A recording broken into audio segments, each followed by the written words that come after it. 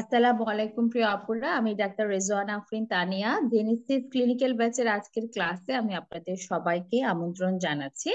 আজকে আমাদের ক্লাস টপিকটা খুবই গুরুত্বপূর্ণ বলতে পারেন। আজ আমরা যতগুলো অবস্কেস পড়বো তার মধ্যে এটা হচ্ছে মানে পিরিয়ডের পরেই হচ্ছে প্রি এক্লাম্পসিয়ার গুরুত্ব। হ্যাঁ, তো প্রি এক্লাম্পসিয়া আর সাথে আমাদের আছে আইইউজিআর।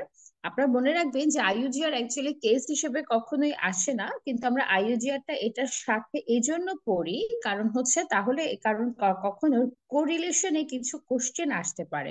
কিন্তু আইইউজিআর কিন্তু ফ্র্যাঙ্ক কোনো আইইউজিআর আপনার কেস হিসেবে অ্যাকচুয়ালি কখনোই থাকার কথা না। কিন্তু প্রি এক্লাম্পসিয়া আপনি যে সেন্টারে পরীক্ষা দেন না কেন প্রি এক্লাম্পসিয়া কেস হিসেবে থাকবে। তাহলে আমরা প্রি এক্লাম্পসিয়া দিয়ে শুরু করি। এখানে আপনারা বলতে পারেন যে আপু এক্লাম্পসিয়া তো আরো গুরুত্বপূর্ণ, কিন্তু এক্লাম্পসিয়া আপনার কখনো কেস হিসেবে থাকবে না। এক্লাম্পসিয়া হচ্ছে একটা অ্যাকিউট ইমার্জেন্সি। সবসময় মনে রাখবেন অ্যাকিউট ইমার্জেন্সি যেগুলো সেগুলো আমাদের অস্পিতে থাকতে পারে, সেগুলো আমাদের রিটেনে কোশ্চেন আসে, কিন্তু ওগুলো কখনো কেস হিসেবে থাকে না। আর প্রি এক্লাম্পসিয়া এটা হচ্ছে হাই রিস্ক প্রেগনেন্সি। যে কোনো হাই রিস্ক প্রেগনেন্সি আপনার কেস হিসেবে থাকার সম্ভাবনা বেশি। আচ্ছা, এখন শুধু প্রি এক্লাম্পসিয়া কিন্তু কখনো ভর্তি হবে না। কারণ শুধু প্রি এক্লাম্পসিয়া ভর্তি হওয়ার কোনো ইন্ডিকেশন নাই। এক্লাম্পসিয়া ভর্তি হতে গেলে প্রি এক্লাম্পসিয়া ভর্তি হতে গেলে সেটা সিভিয়ার প্রি এক্লাম্পসিয়া হতে হবে। সুতরাং হাসপাতালে শুধু সিভিয়ার প্রি এক্লাম্পসিয়াই ভর্তি হতে পারে, জেস্টেশনাল হাইপারটেনশনও না, এক্লাম্পসিয়াও না। তাহলে আপনাকে এটা প্রথমে মাথায় রাখতে হবে যে আপনার যে কেসটা সেটা সিভিয়ার প্রি এক্লাম্পসিয়াই হওয়া উচিত, শুধু প্রি এক্লাম্পসিয়াও ভর্তি হয় না। হ্যাঁ, অন্য কোনো কারণে ভর্তি হতে পারে, যে তার সাথে আনকন্ট্রোল ডায়াবেটিস আছে, কন্ট্রোল করার জন্য ভর্তি হয়েছে, হ্যাঁ, বা সে এখন সিজারের জন্য ভর্তি হয়েছে, সেটা কারণ হতে পারে। কিন্তু শুধু প্রি এক্লাম্পসিয়া নিয়েও ভর্তি হবে না unless it is severe pre eclampsia. তাহলে আপনার কেসটা সিভিয়ার প্রি এক্লাম্পসিয়া হতে হবে। তাহলে তিনটা জিনিস এই কেসটার মধ্যে থাকতে হবে। একটা হয় মানে একটা থাকতে হবে যে যে ফিচারের জন্য সে ডাক্তারের কাছে গিয়েছে, যেখানে আমি একটু বলবো যে ইডেমার জন্য সে গিয়েছিল, না হলে তো পেশেন্ট বুঝে না তার যে প্রেশার বেশি, তার পায়ে পানি আসে তাই সে যায়, যদিও এটা কোনো ডায়াগনস্টিক টুল না, ডায়াগনস্টিক ফ্যাক্টর না, বা ডায়াগনস্টিক পয়েন্ট না, তারপরও ইডেমার জন্য পেশেন্ট যায়। সেকেন্ড হচ্ছে তার প্রেশার বেশি থাকবে। তিন নাম্বার হচ্ছে তার যে কোনো একটা সিভিয়ার ফিচার থাকবে, তাহলে আমরা এটাকে সিভিয়ার প্রি এক্লাম্পসিয়া বলতে পারবো। আর এক্সামিনেশন করে আমরা প্রোটিনুরিয়া পাবো। হ্যাঁ, আচ্ছা, আমাদের সাথে জিজ্ঞাসা করতে হবে তার কোনো sign symptom of pre impending eclampsia আছে কিনা, এবং তার অন্য কোনো কমপ্লিকেশন আছে কিনা, যেমন তার কোনো অ্যাব্রাপসিও আছে কিনা, বাচ্চার মুভমেন্ট কম কিনা, তার কখনো কনভালশন হয়েছিল কিনা। সো এই তিনটা স্টেপে আমাদেরকে হিস্ট্রির কিছু মানে আমরা যেমন কি পয়েন্টস বলি, এরকম কি পয়েন্টস যে তার ইডেমা থাকে, ব্লাড প্রেশার বেশি থাকে, কোন একটা সিভিয়ার ফিচার থাকে। সেকেন্ড হচ্ছে তার অন্যান্য sign symptom of preeclampsia, impending eclampsia থাকতে পারে। তিন নাম্বার হচ্ছে তার কোনো কমপ্লিকেশন আছে কিনা। সো এভাবে আমরা লিখে রাখি। আমি একটা হিস্ট্রিটা বললে আপনাদের কাছে এটা সহজ হবে। Mrs. Rohima, 20 years old, primigravida, housewife of low socioeconomic condition, hailing from Naranganj, got admitted in this hospital at her 32 weeks pregnancy with the chief complaints of generalized edema for 1 month, rise of blood pressure for 20 days, and new onset of severe headache for 2 days. According to the statement of the patient, she was a regularly menstruating woman with average flow and duration. আচ্ছা, এখানে যদি আপনারা chief complain তিনটা দেখেন, আমি বলেছি generalised oedema for 1 month, rise of blood pressure for 20 days, and new onset of severe headache for 2 days। আপনি এমন ভাবে চিফ কমপ্লেন বলতে হবে যেন চিফ কমপ্লেনের মধ্যে কেসের ডায়াগনোসিসটা চলে আসে। যেমন আমি যেভাবে বলেছি, জেনারেলাইজড ইডিমা কোনো ডায়াগনোসিস না, বাট ব্লাড প্রেশার তার বেড়েছে, তার মানে তা, এবং সেটা অবশ্যই 20 উইকস এর পরে, যেহেতু এখন তার 32 উইকস, তার মানে এটা জাস্ট মানে তার ব্লাড প্রেশার বেশি, তবে জেস্টেশনাল হাইপারটেনশন। কিন্তু পরের লাইনটা দিয়ে আমরা বুঝিয়ে দিয়েছি new onset of severe headache for 2 days, এটা মানে এটা একটা সিভিয়ার ফিচার, তাহলে এটা হয়ে যাবে সিভিয়ার প্রি এক্লাম্পসিয়া। আচ্ছা, অ্যাকর্ডিং, তাহলে আপনার এভাবে করে আপনি যেন কমপ্লেনটা শুনলে, এখন যদি নিউ অনসেট অফ হেডেক না বলেন, শুধু রাইজ অফ ব্লাড প্রেশার বলেন, এটা ডায়াগনোসিস কিন্তু তখন জেস্টেশনাল হাইপারটেনশন হয়ে থাকবে, তাই না? আচ্ছা, আপনাদের কোনো প্রশ্ন থাকলে বা কোথাও বুঝার অসুবিধা হলে কিন্তু অবশ্যই জানাবেন। According to the statement of the patient, she was a regularly menstruating woman with average flow and duration. Her last menstrual period was 1st January 2025. Accordingly, her EDD will be 8th October 2025. Pregnancy also dated by early ultrasound scan. It was her planned pregnancy. She was on regular antenatal checkup and was duly immunized against tetanus. Her pregnancy was uneventful till 28 weeks pregnancy. Then she noticed gradual swelling of her both legs, which did not disappear after taking rest.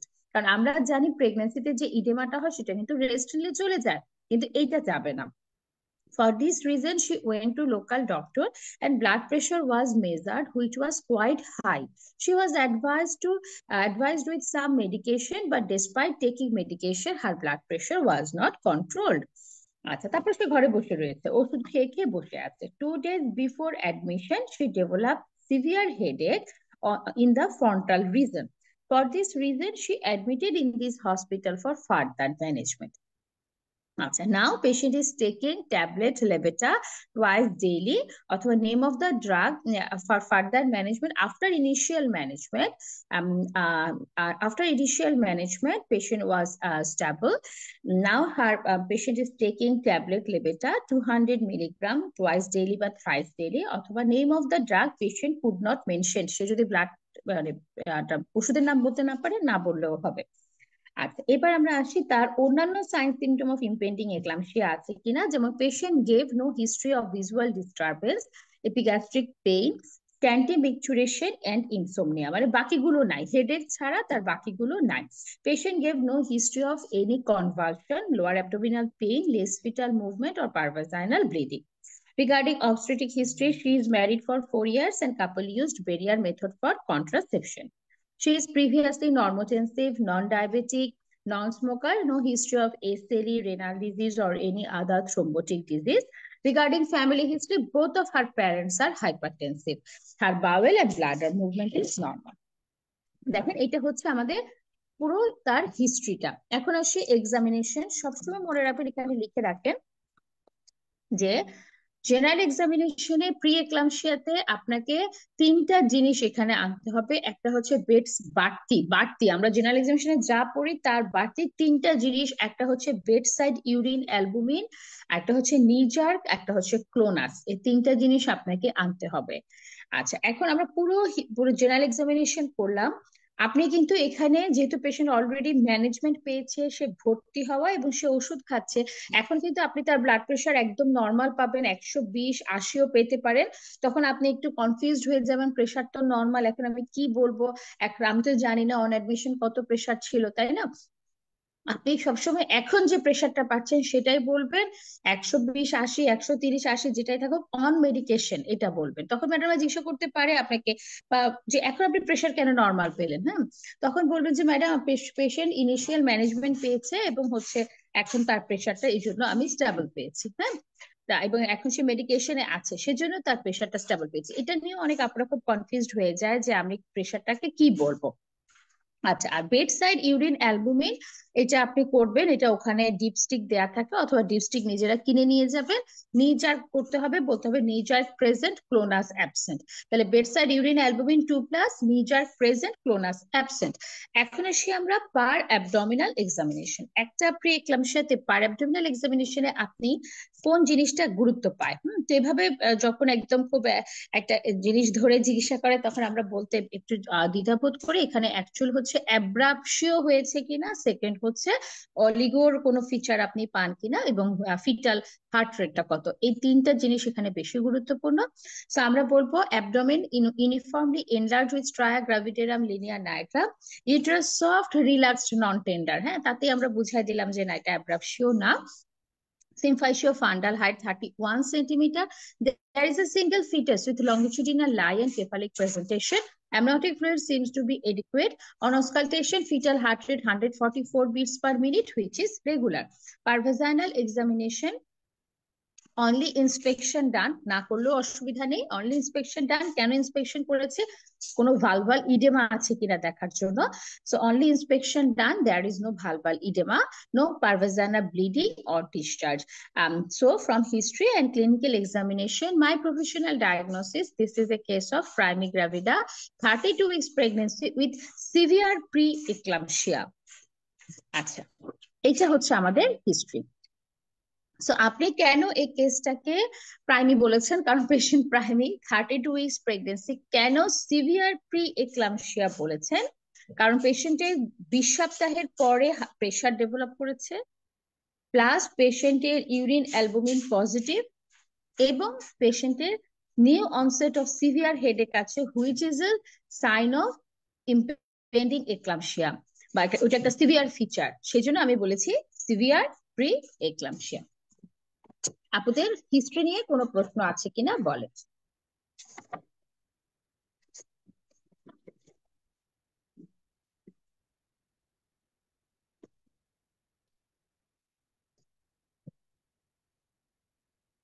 আপনারা তো দেরিতে দেরিতে join করলেন কেন এই আজকে পেশেন্টে ক্লাসে? যদি বলেন। আপু, এই পেশেন্টে যদি আমি আমার কেসের সময় ওর যদি প্রেশার আমি নর্মাল পেলাম দরজাটা এবং দাও। ফিচার হুম। সিভিয়ার ফিচার গুলো ওর সাবসাইড করে গেছে, হেডেক নাই, ওগুলো কিছু নাই, না, তাহলে আমি শুধু সিভিয়ার ফিচার নিয়ে সে ভর্তি হয়েছে, এটা আপনাকে আনতেই হবে, এটা ভর্তির ডায়াগনোসিস ক্রাইটেরিয়া তাহলে তো। সিভিয়ার ফিচারই হবে আপু। হ্যাঁ, ওটা তো সাবসাইড করে গেছে, কিন্তু সেটা সেটা মান সেটা আপনি, এটা মানে হচ্ছে তার ইন্টেন্স, তার ভেজোস্পাজম হয়েছিল। হ্যাঁ, সিভিয়ার ফিচার নিয়ে তো সে ভর্তি হচ্ছে না, তো ভর্তি হতে পারে না। শুধু প্রেশার নিয়ে তো পেশেন্ট ভর্তি হতে পারে না। 140, 100, 160, 100 প্রেশার থাকলেই কি পেশেন্টটা ভর্তি হচ্ছে নাকি? ভর্তি, এটা ভর্তি ক্রাইটেরিয়া। হ্যাঁ, যখন আমরা ভর্তি ক্রাইটেরিয়া পড়বো তখন দেখবেন। হ্যাঁ, পেশেন্টের যদি পেশেন্টের যতগুলো ইম্পেন্ডিং এক্লাম্পসিয়া সিমটম আছে তার মধ্যে তো সিভিয়ার হেডেকটাই সবচেয়ে কমন, প্লাস হচ্ছে এটা এটা পেশেন্ট এত ইনটলারেবল থাকে এবং এটা প্যারাসিটামলেও সাবসাইড করে না। সো পেশেন্ট কিন্তু তখন চলে আসে। হ্যাঁ, আচ্ছা, এখন এখান থেকে আপনাকে প্রথম ম্যাডাম কি কি প্রশ্ন করতে পারে আমরা ওগুলাতে একটু আসি। একদম শুরুতে প্রশ্ন করতে পারে যে আপনি এটাকে বলেছেন সিভিয়ার প্রি এক্লাম্পসিয়া। আচ্ছা, প্রি এক্লাম্পসিয়া কাকে বলে? হ্যাঁ, প্রি এক্লাম্পসিয়া কাকে বলে, বা এইভাবে জিজ্ঞেস হতে পারে প্রি এক্লাম্পসিয়া হওয়ার জন্য আপনার যেমন প্রোটিনুরিয়া ছিল আপনার পেশেন্টের, bedside urine albumin, pre eclampsia বলার জন্য কি বেডসাইড ইউরিন অ্যালবুমিন পজিটিভ হওয়াটা ম্যান্ডেটরি? আপনি বলবেন না ম্যাডাম, ম্যান্ডেটরি না। তার মানে আপনার কাছে প্রি এক্লাম্পসিয়ার ডেফিনেশন জানতে চাচ্ছে। সো আপনি প্রি এক্লাম্পসিয়ার ডেফিনেশনটা, ফিগো ডেফিনেশন আপনি বললেন madam pre eclampsia it is A multi system disorder characterized by de novo rise of blood pressure. De novo মানে নতুন করে ব্লাড প্রেশার বাড়তে হবে। de novo rise of blood pressure plus proteinuria after 20 weeks of pregnancy or in absence of proteinuria, যার proteinuria নাই সেক্ষেত্রে পেশেন্টের কোনো hepatic, renal, neurological, haematological complain থাকতে পারে এবং অর আইজিআর থাকতে পারে। অর্থাৎ এই পেশেন্ট গুলো হচ্ছে, এটি হচ্ছে প্রি এক্লাম্পসিয়ার ডেফিনেশন। তাহলে প্রি এক্লাম্পসিয়া হচ্ছে it is a multi-system disorder which is characterized by de novo rise of blood pressure with proteinuria after 20 weeks of pregnancy. সুতরাং আপনার পেশেন্টের proteinuria না থাকলেও আপনি সিভিয়ার প্রি এক্লাম্পসিয়া বলতে পারতেন, কারণ in absence of proteinuria there is hepatic, renal, neurological, hematological symptom or IUGR. তো এটা কি, সেটা কি কি সেই হেপাটিক, রেনাল এগুলো কি হতে পারে? একটা হচ্ছে নিউ অনসেট অফ হেডেক বা সেরেব্রাল আর ভিজুয়াল ডিস্টারবেন্স। হ্যাঁ, সেরেব্রাল অথবা ভিজুয়াল ডিস্টারবেন্স থাকতে পারে, এটা নিউরোলজিক্যাল। যেটা আমার পেশেন্টের ছিল সেরেব্রাল অথবা ভিজুয়াল, চোখে দেখতে ব্লাডিং ভিশনও থাকতে পারতো, ভিজুয়াল ডিস্টারবেন্স।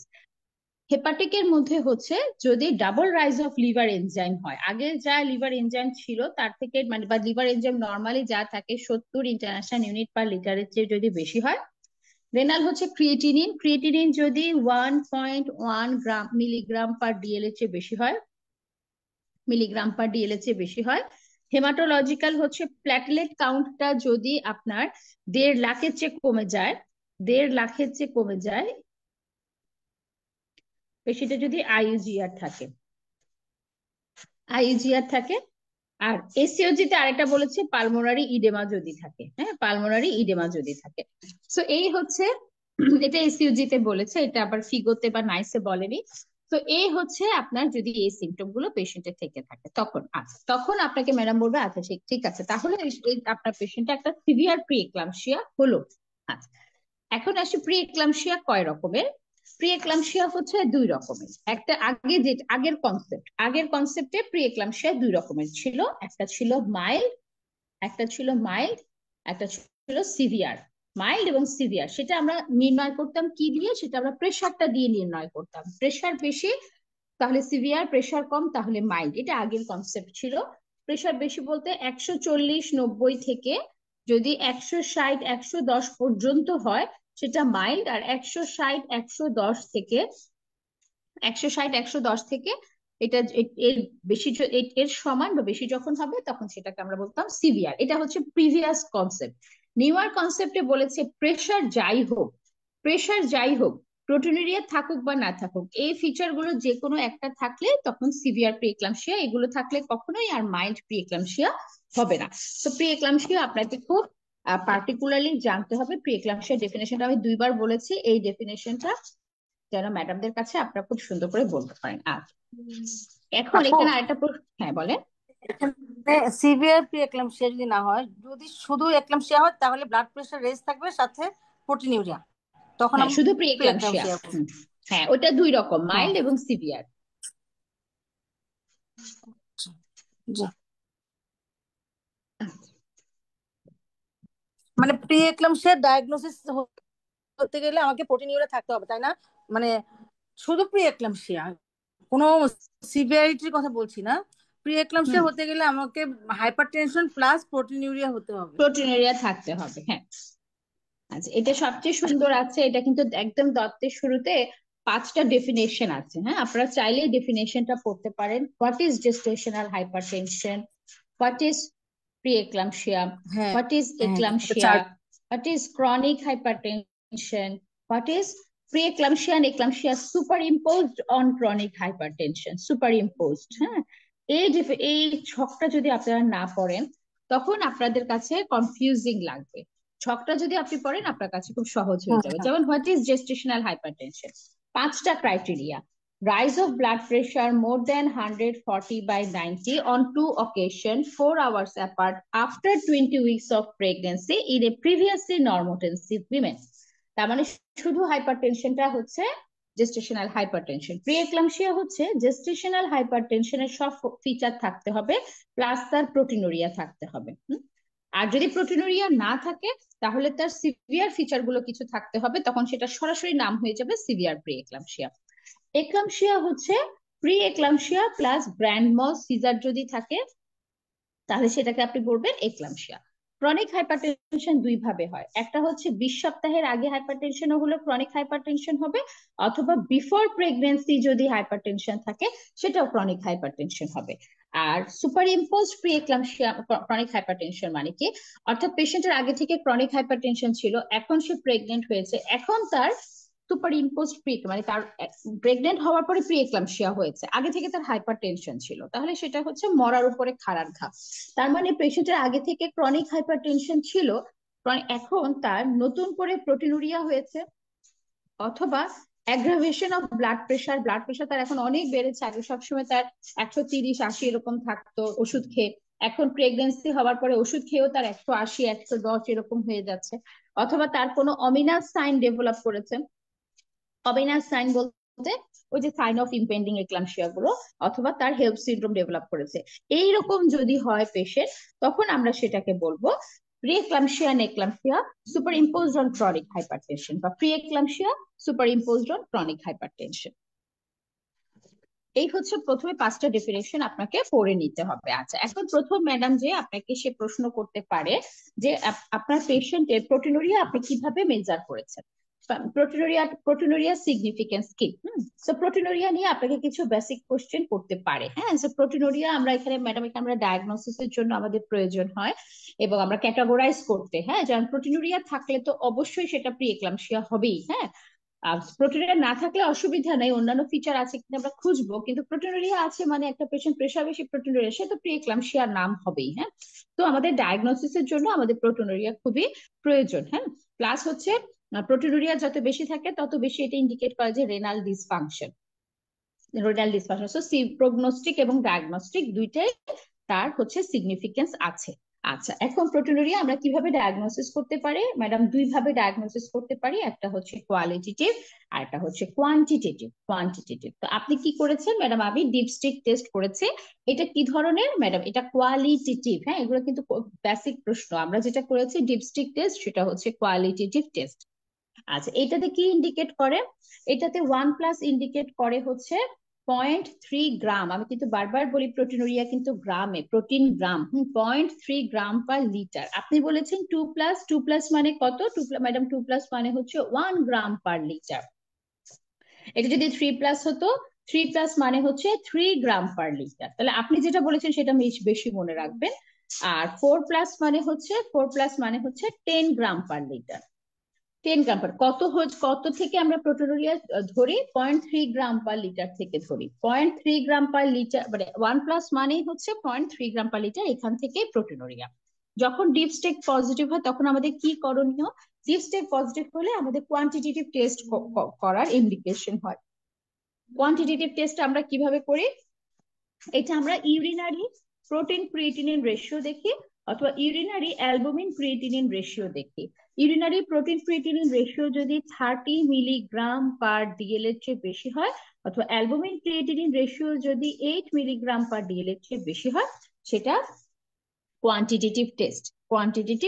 আচ্ছা, আগে কিভাবে দেখা হতো? আগে দেখা হতো পেশেন্টকে একটা বল গামলা দিয়ে দেওয়া হতো, পুরো সারাদিনে ইউরিন এখানে ইউরিনেশন করতে বলা হতো, এবং 24 আওয়ার ইউরিনের প্রোটিন দেখা হতো, এটা 0.3 গ্রামের চেয়ে বেশি কিনা সেটা দেখা হতো। আচ্ছা, এই হচ্ছে প্রোটিনুরিয়া। আচ্ছা, প্রোটিনুরিয়া কেন হয়? হ্যাঁ, প্রোটিনুরিয়া হয় কয়েকটা কারণে। একটা হচ্ছে রেনাল আর্টারিউলার, যে কিডনিতে যে আর্টারি গুলো আছে, রেনাল আর্টারিউলার স্টেনোসিস হয়, এবং কিডনিতে গ্লোমেরুলো এন্ডোথেলিওসিস হয়। গ্লোমেরুলো এন্ডোথেলিওসিস, প্রিএক্লাম্পসিয়াতে গ্লোমেরুলো এন্ডোথেলিওসিস হয়, যেটা ইনক্রিজ ক্যাপিলারি লিকেজ, যেটা ক্যাপিলারি লিকেজ বাড়িয়ে দেয়। সেটার জন্য ক্যাপিলারি লিকেজ বাড়িয়ে দেওয়ার জন্য প্রোটিন বের হয়ে যায়। তাহলে রেনাল আর্টারিওলার স্টেনোসিস, গ্লোমেরুলো এন্ডোথেলিওসিস, এবং সেখান থেকে ইনক্রিজ ক্যাপিলারি লিকেজ, সেখান থেকে প্রোটিনুরিয়া হচ্ছে। আচ্ছা, এটা গেল প্রোটিনুরিয়ার রিলেটেড কয়েকটা কথাবার্তা ম্যাডামদের। এরপর আপনাকে জিজ্ঞাসা করতে পারে, আপনি প্রথমে বলেছেন পেশেন্টের ইডেমা হয়েছে আপনার পেশেন্টের। তো এই যে ইডেমাটা কি এখন কোনো ডায়াগনোসিসের মধ্যে আছে কিনা? এই যে আপনি বলেছেন জেস্টেশন হাইপারটেনশন, কোনো ক্রাইটেরিয়ার মধ্যে কিন্তু ইডেমা এখন নাই। হ্যাঁ, আপনি বলবেন যে ম্যাডাম ইডেমা নাই, বা এটা একটা ফার্স্ট সাইন, অথবা ইডেমার কারণে এটাকে পেশেন্ট সিগনিফিকেন্স দেয়। হ্যাঁ, তো ইডেমা দুই রকম হতে পারে। একটা হচ্ছে ফিজিওলজিক্যাল ইডেমা, যেটা প্রেগন্যান্সিতে হয়েই থাকে, আর একটা হচ্ছে প্রি এক্লাম্পসিয়াতে যে প্যাথোলজিক্যাল ইডেমা হয়। ফিজিওলজিক্যাল ইডেমা প্রেগন্যান্সিতে হয়, যেটা রেস্ট নিলে কমে যায়, যেটা গ্র্যাভিড ইউটেরাস ইনফিরিয়র ভেনাকে কম্প্রেস করে রাখার কারণে ভেনাস রিটার্নটা হ্যাম্পার হয়, ফ্লুইড স্ট্যাসিস হয়ে ইডেমা হয়, এটা রেস্টে সাবসাইড করে যায়। কিন্তু প্যাথোলজিক্যাল ইডেমা দুইটা কারণে হয়। একটা হচ্ছে প্রোটিনুরিয়ার কারণে অ্যালবুমিন কমে যায় শরীরে, প্রোটিনুরিয়া হচ্ছে অ্যালবুমিন কমে যাচ্ছে, অ্যালবুমিন কমে যাওয়ার কারণে কলয়েডাল অসমোটিক প্রেসার কমে যায়, এবং 1 মিনিট হলে খুলে ফেলো, 1 মিনিট হলে খুলে ফেলো। তাহলে তাহলে সেটা কলয়েডাল অসমোটিক প্রেসার কমে যাবে, এবং সেখান থেকে হচ্ছে ইডেমা হবে। সেকেন্ড একটা হচ্ছে এন্ডোথেলিয়াল ইনজুরি। এন্ডোথেলিয়াল ইনজুরিটা কেন হয়? এন্ডোথেলিয়াল আমরা যখন প্রিএক্লাম্পসিয়ার প্যাথোফিজিওলজি করবো তখন আমরা জানবো। এন্ডোথেলিয়াল ইনজুরির কারণে ক্যাপিলারি লিকেজ হয়, এবং সেটার কারণে এখানে যেহেতু এটা অ্যালবুমিন কমে যাওয়ার কারণে হচ্ছে এবং এন্ডোথেলিয়াল ইনজুরির কারণে হচ্ছে, কোনোটাই রেস্ট নিলে যায় না। আপনি যদি একদম প্রিএক্লাম্পসিয়ার ট্রিটমেন্ট না দেওয়া পর্যন্ত এটা যাবেন। আচ্ছা, এই গেল ইডেমা। হ্যাঁ, আচ্ছা, এখন আমরা চলে আসি প্রিএক্লাম্পসিয়া কেন হচ্ছে। এই জিনিসগুলো আপনাদেরকে প্রথম ম্যাডাম জিজ্ঞাসা করবে, প্রিএক্লাম্পসিয়া কেন হচ্ছে। তো প্রিএক্লাম্পসিয়া প্রথমেই হচ্ছে, আমরা একদম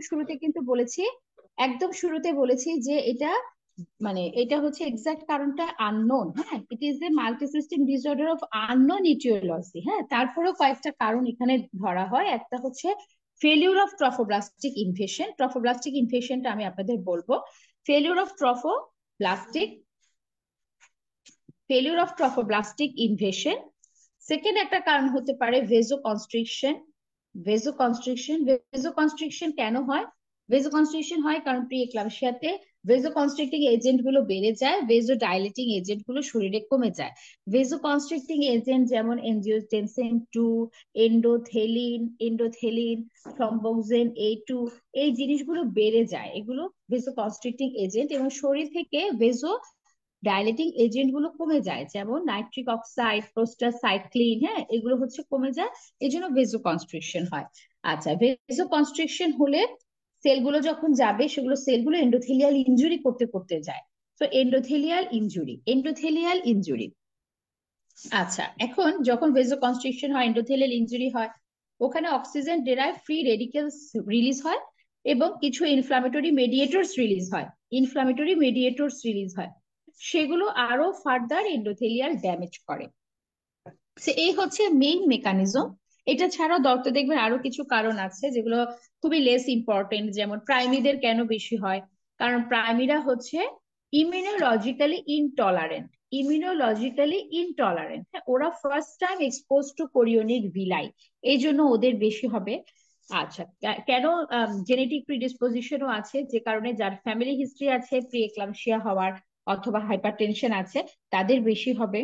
তারপরে ডায়েটের কিছু ফ্যাক্টর আছে, যে কারো যদি ডায়েটে ক্যালসিয়াম প্রোটিন ডেফিসিয়েন্সি থাকে, তাদের একটু বেশি প্রিএক্লাম্পসিয়া হওয়ার সম্ভাবনা আছে। এগুলো হচ্ছে খুবই লেস ইম্পর্টেন্ট কারণ, আপনারা এই তিনটা মেইনলি মনে রাখবে: failure of trophoblastic infection, vasoconstriction, endothelial injury, oxygen derived free radical and inflammatory mediators. এগুলো হচ্ছে আলটিমেট রেজাল্ট কি করে? আলটিমেট রেজাল্ট হচ্ছে ইন্টেন্স ভেজোকনস্ট্রিকশন। শুধু কনস্ট্রিকশন বললে হবে না, আলটিমেট রেজাল্ট হচ্ছে intense vasoconstriction and endothelial injury.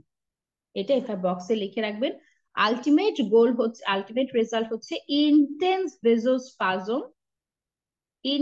ভেজোস্পাজম and endothelial injury. এইটা দিয়েই সব অর্গান চেঞ্জ গুলো হচ্ছে, এটার কারণে সব অর্গান চেঞ্জ হচ্ছে। আমরা প্রিএক্লাম্পসিয়ার মেইন প্যাথোফিজিওলজি হচ্ছে intense vasospasm and endothelial injury.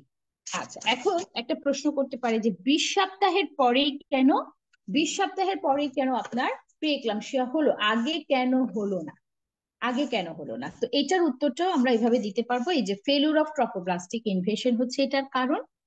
এটাকে যদি আমরা ইউটেরাস ধরি, এবং এখানে হচ্ছে প্লাসেন্টা এবং এখানে হচ্ছে এটা আম্বিলিকাল কর্ড। সো প্লাসেন্টাটা যখন ডেভেলপ করে, এই জিনিস আমি যেটা আঁকলাম সেটা হচ্ছে এন্ডোমেট্রিয়াম, এবং এটা হচ্ছে মায়োমেট্রিয়াম। এটা আমরা সবাই বুঝতে পারছি, এন্ডোমেট্রিয়াম, মায়োমেট্রিয়াম।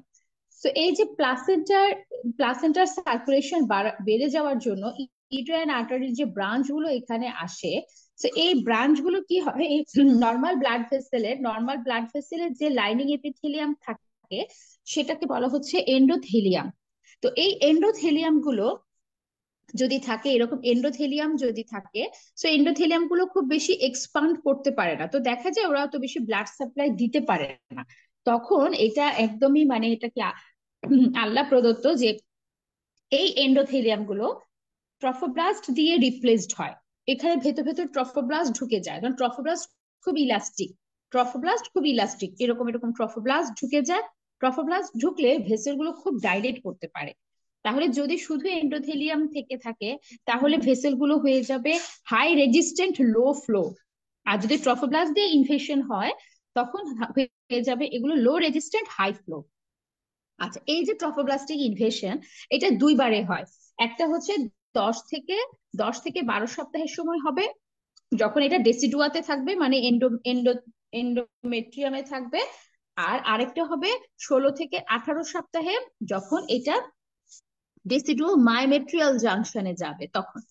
আচ্ছা, যেটা প্রিএক্লাম্পসিয়াতে হয়, first wave of trophoblastic infection এটা হয়, কিন্তু second wave of trophoblastic infection এটা হয় না প্রিএক্লাম্পসিয়াতে, অজানা কারণে।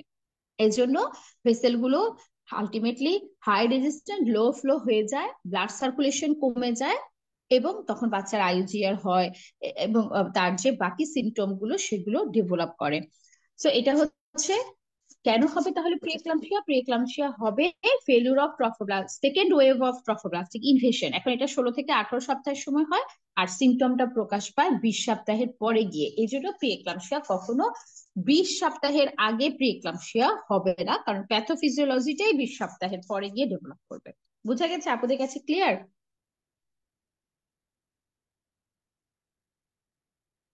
আপনাদের কাছে ক্লিয়ার?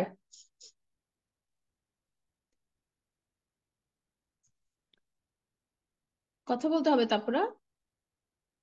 এটা এটা কি আপনারা আগে নিশ্চয়ই পড়েছেন নাকি? আগে পড়েছেন ফেলিউর অফ ট্রফোব্লাস্টিক ইনফেকশন?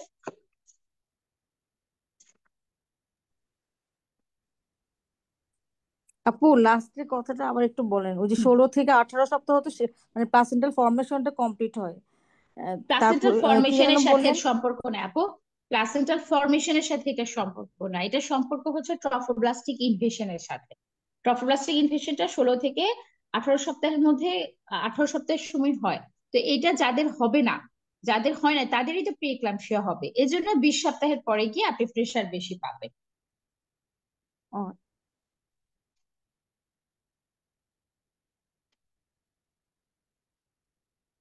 আচ্ছা, ওটা কঠিন লাগলে আপনারা ওটা বাদ দিয়ে দিতে পারেন। হ্যাঁ, কঠিন লাগলে বাদ দিয়ে দিতে পারেন। আপনি যে কেসে সবকিছু ধরবে এগুলো তা কিন্তু না। আচ্ছা, প্লাসেন্টার তাহলে কি কোথায় কি কি অর্গান চেঞ্জ হয় অথবা কি কি কমপ্লিকেশন হয় প্রিএক্লাম্পসিয়ার জন্য, তখন একটা একটা করে আমরা যে সব বলবো যে হ্যাঁ, প্লাসেন্টাতে আইউজিআর হবে, ব্রেইনে হবে পোস্টেরিয়র রিভার্সিবল এনকেফালোপ্যাথি সিনড্রোম, হার্টে হয় সাব এন্ডোথেলিয়াল হেমোরেজ, লাংসে হয় পালমোনারি ইডেমা এআরডিএস। সব একই কারণ, ইন্টেন্স ভেসোস্পাজম, এন্ডোথেলিয়াল ইনজুরি, এই দুইটা কারণেই হয়। লিভারে হবে হেল্প সিনড্রোম এবং সাবক্যাপসুলার হেমাটোমাও হতে পারে। কিডনিতে হবে গ্লোমেরুলো এন্ডোথেলিওসিস, ব্লাডে হবে ডিআইসি। সো কেন হবে? প্রত্যেকটার একই কারণ, সেটা হচ্ছে intense vasospasm and endothelial injury. Intense vasospasm and endothelial injury, তাহলে আমরা প্যাথোফিজিওলজিটা পড়লাম, সেখান থেকে আলটিমেটলি দুইটা জিনিস হয়, ইন্টেন্স ভেসোস্পাজম হয়, এন্ডোথেলিয়াল ইনজুরি হয়, এবং সেখান থেকে এই সবগুলো অর্গানের চেঞ্জ হবে। আচ্ছা, কিডনিতে যে গ্লোমেরুলো এন্ডোথেলিওসিস হয়, গ্লোমেরুলো এন্ডোথেলিওসিস অ্যাকচুয়ালি কি হয়, জিএফআর কমে যায় যেহেতু ইন্টেন্স ভেসোস্পাজম হয়, রেনাল ব্লাড ফ্লো কমে যায়, কিডনি ব্লাড পায় না, সো রেনাল অ্যাবজর্পশন বেড়ে যাবে। অবশ্যই সে বাজে বাজে জিনিসকে অ্যাবজর্ব করে ফেলবে, যে কারণে ইউরিক অ্যাসিডও বেড়ে যাবে। ইউরিক অ্যাসিড তো বের হয়ে যাওয়ার কথা শরীর থেকে, সেটা বের না হয়, সেটা জমে যাবে শরীরের ভিতরে। সো এই হচ্ছে কিডনিতে কি কি চেঞ্জ হবে। ব্লাডে যেটা হবে, ইন্ট্রিনসিক পাথওয়ে অ্যাক্টিভেট হয়ে ব্লাডে হচ্ছে ডিআইসি ডেভেলপ করতে পারে। আচ্ছা, এখন এখন আমরা আসি যে অমিনাস সাইন অফ প্রি এক্লাম্পসিয়া বা সাইন অফ ইম্পেন্ডিং এক্লাম্পসিয়া, আপনি যেগুলো বলেছেন, সাইন অফ ইম্পেন্ডিং এক্লাম্পসিয়া গুলো কি? দেখি যে কোনো একজন আপু বলেন, সাইন অফ ইম্পেন্ডিং এক্লাম্পসিয়া কি?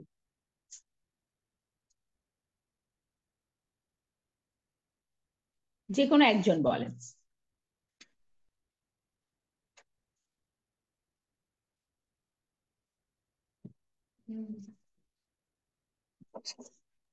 আপু persistent hypertension, severe hypertension, head frontal headache, blurring vision, epigastric pain, oliguria. Headache, ব্লাডিং vision, epigastric pain, oliguria, এই চারটা ঠিক আছে। কিন্তু আপনি যেটা বললেন যে পারসিস্টেন্ট সিভিয়ার হাইপারটেনশন, এটা তো কখনো অমিনাস সাইন না আপু। ওটা কিন্তু অমিনাস সাইন না। আপনি যেটা বাদ দিয়েছেন, আপনি এখানে বাদ দিয়েছেন ইনসোমনিয়া। ইনসোমনিয়া এটা কোনো দিন সাইন অফ ইম্পেন্ডিং এক্লাম্পসিয়া বা অমিনাস সাইন অফ এক্লাম্পসিয়া, এটা কিন্তু কখনোই ভুল বলা যাবে না। হ্যাঁ, কখনোই ভুল বলা যাবে না। বাকিরা বলছেন না মানে বাকিরাও পারেন না। আপু বলেছে, চারটা বলেছে এবং একটা আপু ভুল বলেছে। এটা এটা বল এটা এটা কোনোভাবে ভুল করা যায় না। পারসিস্টেন্ট হাইপারটেনশন এটা কখনোই অমিনাস সাইন না। অমিনাস সাইন হচ্ছে এটা: মাথা ব্যথা, পেটে ব্যথা, চোখে দেখে না, ঘুম হয় না, প্রস্রাব হয় না। এই পাঁচটা এইভাবে বাংলায় লিখে রাখেন, কারণ আপনারা এটা ভুলে যাবেন। মাথা ব্যথা, পেটে ব্যথা, চোখে দেখে না, ঘুম হয় না, প্রস্রাব হয় না, এই পাঁচটাই হচ্ছে ominous sign of preeclampsia বা sign symptom of impending eclampsia. এখানে হেডেক কেন হবে? কারণ ইন্টেন্স সেরেব্রাল ভেজোস্পাজম, সব একই কথা, উত্তর একই, ইন্টেন্স সেরেব্রাল ভেজোস্পাজম, এবং এটা অ্যানালজেসিক দিলেও কমবে না। এখানে ব্লাডিং ভিশন কেন হবে? Due to retinal vasoconstriction. এখানে এপিগ্যাস্ট্রিক পেইন কেন হবে? Due to Glisson's capsule stretch, Glisson লিভারের যে গ্লিসন্স ক্যাপসুল সেটা স্ট্রেচ হওয়ার কারণে। এখানে ইনসোমনিয়া কেন হবে? Due to headache. এখানে স্ক্যান্টি মিকচুরেশন কেন হবে? Due to decrease renal blood flow. এই প্রত্যেকটা কিন্তু কারণ সহ আপনাকে জিজ্ঞাসা করবে। এটা দিয়ে আপনার মোটামুটি ফার্স্ট ম্যাডামের প্রশ্নগুলো শেষ হবে। আরো কিছু ছোট ছোট প্রশ্ন আছে, কিন্তু তার আগে আমরা চলে যাব ম্যানেজমেন্টে। তার আগে ম্যানেজমেন্টে চলে যাব। ম্যানেজমেন্টের ক্ষেত্রে মানে সেকেন্ড ম্যাডাম আপনাকে জিজ্ঞাসা করতে পারে যে আমরা পেশেন্টদেরকে কখন ভর্তি করাই, হোয়েন অ্যাডমিট দ্য পেশেন্ট। সবসময় কি পেশেন্ট ভর্তি করানো হয়? যে জিনিসটা আমি প্রথম থেকে বলছিলাম, ব্লাড প্রেশার যদি 160 110 বা তার চেয়ে বেশি হয় তখন আমরা পেশেন্টদেরকে ভর্তি করাই। হ্যাঁ, পেশেন্টের যদি sign symptom of impending eclampsia থাকে, যে 5টা ফিচার, সেগুলো থাকলে ভর্তি করাতে হবে, যে কারণে আপনার পেশেন্টটা ভর্তি। পেশেন্টের যদি পালমোনারি ইডেমা থাকে, পেশেন্টকে ভর্তি করাতে হবে। তার যদি কোনো বায়োকেমিক্যাল অথবা হেমাটোলজিক্যাল চেঞ্জ হয়, মানে ল্যাবরেটরি চেঞ্জ হয়, বায়োকেমিক্যাল আর হেমাটোলজিক্যাল চেঞ্জ ভর্তি করাতে হবে। এবং সাসপেক্টেড ফিটাল কম্প্রোমাইজ হলে, বাচ্চার কম্প্রোমাইজ মনে হলে আপনাকে ভর্তি করাতে হবে। এখন হাউ উইল ইউ, এটা কিন্তু এগুলো সব নাইস গাইডলাইনে। আচ্ছা, আপনারা প্রি এক্লাম্পসিয়া কোথা থেকে পড়বেন? প্রি এক্লাম্পসিয়া দত্তে খুবই ভালো আছে, আর নাইস গাইডলাইন থেকে পড়বেন। নাইস গাইডলাইনও খুবই ভালো আছে। যদি নাইস গাইডলাইনটা আলাদা করে পড়তে না চান, ফিরোজা বেগম ম্যাডামের যে বইটা আছে সেখান থেকেও আপনারা পড়তে পারেন। আচ্ছা, এখন আপনার এই পেশেন্ট আপনি কিভাবে ম্যানেজ করবেন? তো আপনার পেশেন্টের ক্ষেত্রে আমাদের ম্যানেজমেন্ট সবসময় general management, specific management, follow up and obstetric management. Obstetric management, এটা আমরা কখনো এই সিরিয়াল ভুলবো না যে ম্যাডাম আমার প্রথমে পেশেন্টকে কাউন্সিলিং করতে হবে regarding diagnosis, prognosis, need for follow up, হ্যাঁ, need for obstetric ICU, need for ICU, কারণ পেশেন্টের 32 সপ্তাহ, হ্যাঁ, এবং কস্ট, এগুলো আমাকে কাউন্সিলিং করতে হবে পেশেন্টকে। এবং পেশেন্টকে আমার হচ্ছে অবশ্যই মানে পেশেন্টকে আমার রিঅ্যাসুরেন্স জানাতে হবে। হ্যাঁ, এটা হচ্ছে কাউন্সিলিং এন্ড রিঅ্যাসুরেন্স। হ্যাঁ, এটা পেশেন্টের ব্যাপারে। এরপরে আমরা আসি স্পেসিফিক ম্যানেজমেন্ট। স্পেসিফিক ম্যানেজমেন্টের মধ্যে আমরা 3টা ড্রাগস দিব। একটা হচ্ছে আমাদের একটা এইম হচ্ছে কন্ট্রোল অফ হাইপারটেনশন, আমাদের একটা এইম হচ্ছে প্রিভেনশন অফ কমপ্লিকেশন, এবং একটা এইম হচ্ছে improve obstetric outcome. Improve obstetric outcome, obstetric outcome, এই 3টা উদ্দেশ্যে আমরা 3টে ওষুধ দিব। টু কন্ট্রোল হাইপারটেনশন ওষুধ দিব, প্রিভেনশন অফ কমপ্লিকেশনের ওষুধ দিব, and to improve obstetric outcome আমরা একটা ওষুধ দিব। এই হচ্ছে আমাদের স্পেসিফিক ম্যানেজমেন্ট। তাহলে আমরা প্রথমে আসি কন্ট্রোল অফ হাইপারটেনশনের জন্য আমরা কি দিব। এগুলো প্রত্যেকটা থেকে প্রশ্ন। হ্যাঁ, কন্ট্রোল অফ হাইপারটেনশন আমাদের ওজিএসবির গাইডলাইনে আছে। আমরা যে ওষুধটা দিব ম্যাডাম, আমরা লেবেটেলল দিব পেশেন্টকে, লেবেটেলল, হ্যাঁ, পেশেন্টকে লেবেটেলল দিব। লেবেটেলল আমরা কিভাবে দেই? আমরা 2 ভাবে দিতে পারি। একটা হচ্ছে ইন্ট্রাভেনাস, আইভি, আইভি দিতে পারি। একটা হচ্ছে ডিরেক্ট আইভি, একটা হচ্ছে আইভি আমরা ড্রিপে দিতে পারি। ড্রিপে, এটা নিশ্চয়ই আপু আপনারা জানেন। আপনারা কি এটা একদম নতুন শুনছেন না আগে থেকে জানেন একটু?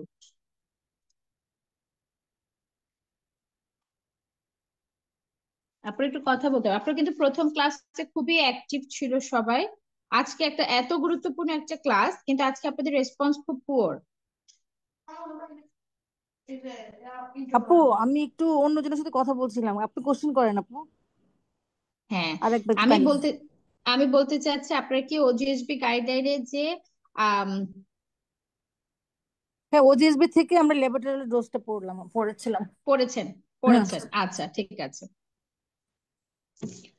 আচ্ছা, তাহলে আইভি, আইভি আপনি এটা ডিরেক্ট আইভি দিতে পারেন অথবা আইভি ড্রিপেও দিতে পারেন। আপনি যদি ডিরেক্ট আইভি দেন, আপনাকে প্রথমে দিতে হবে 4 ml স্ট্যাট, ফলোড বাই প্রতি 15 মিনিট পর পর আপনি ডোজটাকে ডাবল করবেন, প্রতি 15 মিনিট পর পর, আনটিল ডায়াস্টোলিক ব্লাড প্রেশার আপনার 90 মিলিমিটার মার্কারি না হয়।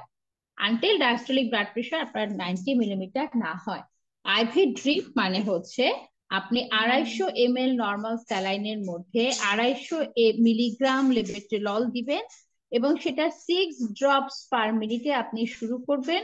প্রতি 15 মিনিট পর পর আপনি ডোজটাকে ডাবল করবেন, ডোজটাকে ডাবল করবেন until diastolic blood pressure 90 millimetre না হয়। এই দুই ক্ষেত্রে আপনি কখনো 300 মিলিগ্রামের বেশি লেবেটালল ইউজ করতে পারবেন না, হাইস্ট 300 মিলিগ্রামের বেশি। আপনার টার্গেট ব্লাড প্রেশার হচ্ছে 135/85, টার্গেট ব্লাড প্রেশার হচ্ছে 135/85। সো এই হচ্ছে কন্ট্রোল অফ হাইপারটেনশন। এখন আমরা আসি prevention of complication. Prevention of কমপ্লিকেশনের জন্য আমরা খুবই একটাই ওষুধ দেই, যেটা হচ্ছে ম্যাক্সাল। এখন ম্যাক্সাল আমরা আগে অন্যভাবে দিতাম, IVIM রেজিম দিতাম, এখন কিন্তু টোটাল আইভি রেজিম দেই। সুতরাং এটাই আপনারা বলবেন। টোটাল আইভি রেজিমে যেটা করতে হয়, এরকম ডাইলুটেড ম্যাক্সাল পাওয়া যায় যেটাকে নালেপসিন বলে। নালেপসিন এটা হচ্ছে 100 ml, এবং এখানে 4 গ্রাম। আপনাদেরকে বারবার আমি বলেছি হিমোগ্লোবিন গ্রামে, ম্যাক্সাল গ্রামে, প্রোটিন গ্রামে, আর সবকিছু মিলিগ্রাম মিলিমোল। হ্যাঁ, সো 4 গ্রাম ম্যাক্সাল, যদি আপনি গ্রাম না বলেন, হ্যাঁ গ্রামে গ্রামে ম্যাক্সাল দেই আমরা, গ্রামগঞ্জে, হ্যাঁ গ্রাম, ম্যাক্সাল অলওয়েজ গ্রাম, ঠিক আছে। তাহলে আমাদের হচ্ছে 4 গ্রাম ম্যাক্সাফ। হ্যাঁ, তাহলে আমরা যেইভাবে ম্যাক্সাফ দিব, 4 gram stat followed by 1 gram per hour for 24 hour. এটা হচ্ছে আমাদের দেয়ার system. 4 gram stat followed by 1 gram per hour for 24 hour. So স্ট্যাটটা তো আপনি স্ট্যাট দিয়ে দিলেন, এরপরে যদি আপনার প্রতি ঘন্টায় 1 গ্রাম পার আওয়ার করে যেতে হয়, আপনাকে ম্যাক্সালটা দিতে হবে 6 ড্রপে, এবং 1 বোতল ম্যাক্সালফ শেষ হতে 4 ঘন্টা সময় লাগবে। 1 বোতল ম্যাক্সালফ শেষ হতে কতক্ষণ সময় লাগে? 4 ঘন্টা। 1 বোতল ম্যাক্সালফ শেষ হতে কতক্ষণ সময় লাগে? 4 ঘন্টা। তাহলে আপনার 24 ঘন্টার জন্য আপনার ম্যাক্সালফের বোতল লাগবে 6টা। 24 ঘন্টার জন্য ম্যাক্সালফের বোতল লাগবে 6টা, আর আপনি একদম শুরুতে একটা দিয়েছেন 7টা। টোটাল 7টা ম্যাক্সালফ নিয়ে আপনাকে শুরু করতে হবে। প্রথমটা স্ট্যাট দিয়ে দিতে হবে, পরের গুলো হচ্ছে 1 গ্রাম পার আওয়ার করে দিতে গেলে আপনাকে দিতে হবে 6 ড্রপস করে, এবং সেখানে একটা ম্যাক্সাফের বোতল শেষ হতে আপনার 4 ঘন্টা সময় লাগবে। 24 ঘন্টার জন্য আপনার 6টা ম্যাক্সাফের বোতল লাগবে,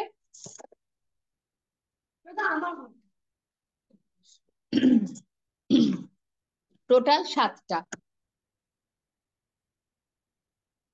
টোটাল 7টা বোতল লাগবে। বুঝা গেছে আপুরা?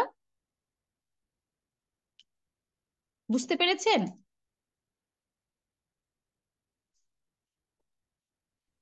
আচ্ছা, এখন ইমপ্রুভ অবস্টেটিক আউটকামের জন্য আমরা কি করব?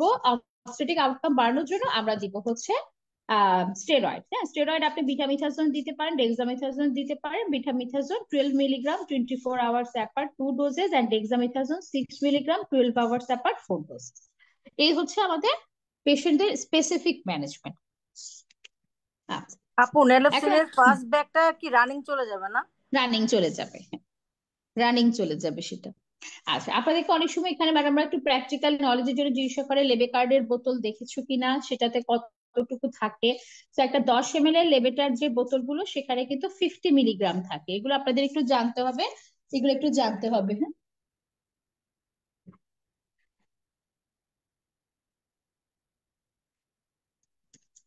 আচ্ছা, এখন আসি আমরা কিভাবে এই পেশেন্টকে আমরা মনিটর করব বা ফলো আপ কিভাবে করব।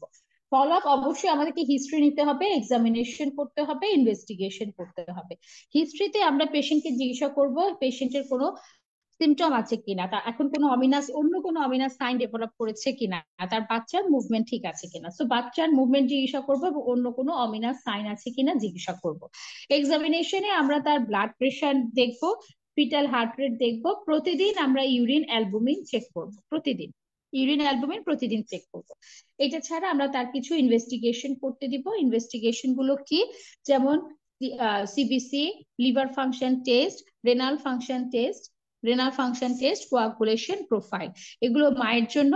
আর বাচ্চার জন্য আমরা করতে দিব সিটিজি, এবং 2 থেকে 3 সপ্তাহ পর পর গ্রোথ প্রোফাইল, এবং 2 থেকে 3 সপ্তাহ পর পর ডপলার। এই হচ্ছে বায়োফিজিক্যাল প্রোফাইল সপ্তাহে 2 বার। এই হচ্ছে আমাদের বাচ্চার জন্য। বাচ্চার জন্য আমরা সিটিজি করব, সপ্তাহে 2 বার বায়োফিজিক্যাল প্রোফাইল, 2 থেকে 3 সপ্তাহ পর পর ডপলার, এবং 2 থেকে 3 সপ্তাহ পর পর গ্রোথ প্রোফাইল। এগুলো হচ্ছে আমাদের দেখার বাচ্চার জন্য। তাহলে এগুলো আমাদের ফলো আপ। এভাবে আমরা কতদিন পর্যন্ত নিয়ে যাব? অবস্টেটিক ম্যানেজমেন্টটাতে চলে আসি। যে ম্যাডাম এখন টাইম অফ ডেলিভারি, হ্যাঁ টাইম অফ ডেলিভারি আপনি বলবেন madam we want to continue the pregnancy up to 37 weeks but may need early termination. হ্যাঁ, আমরা 37 সপ্তাহ পর্যন্ত আমাদের টার্গেট, বাট আর্লি টার্মিনেশনও লাগতে পারে। এখন ম্যাডাম জিজ্ঞেস করবে আর্লি টার্মিনেশনের ইন্ডিকেশন গুলো কি।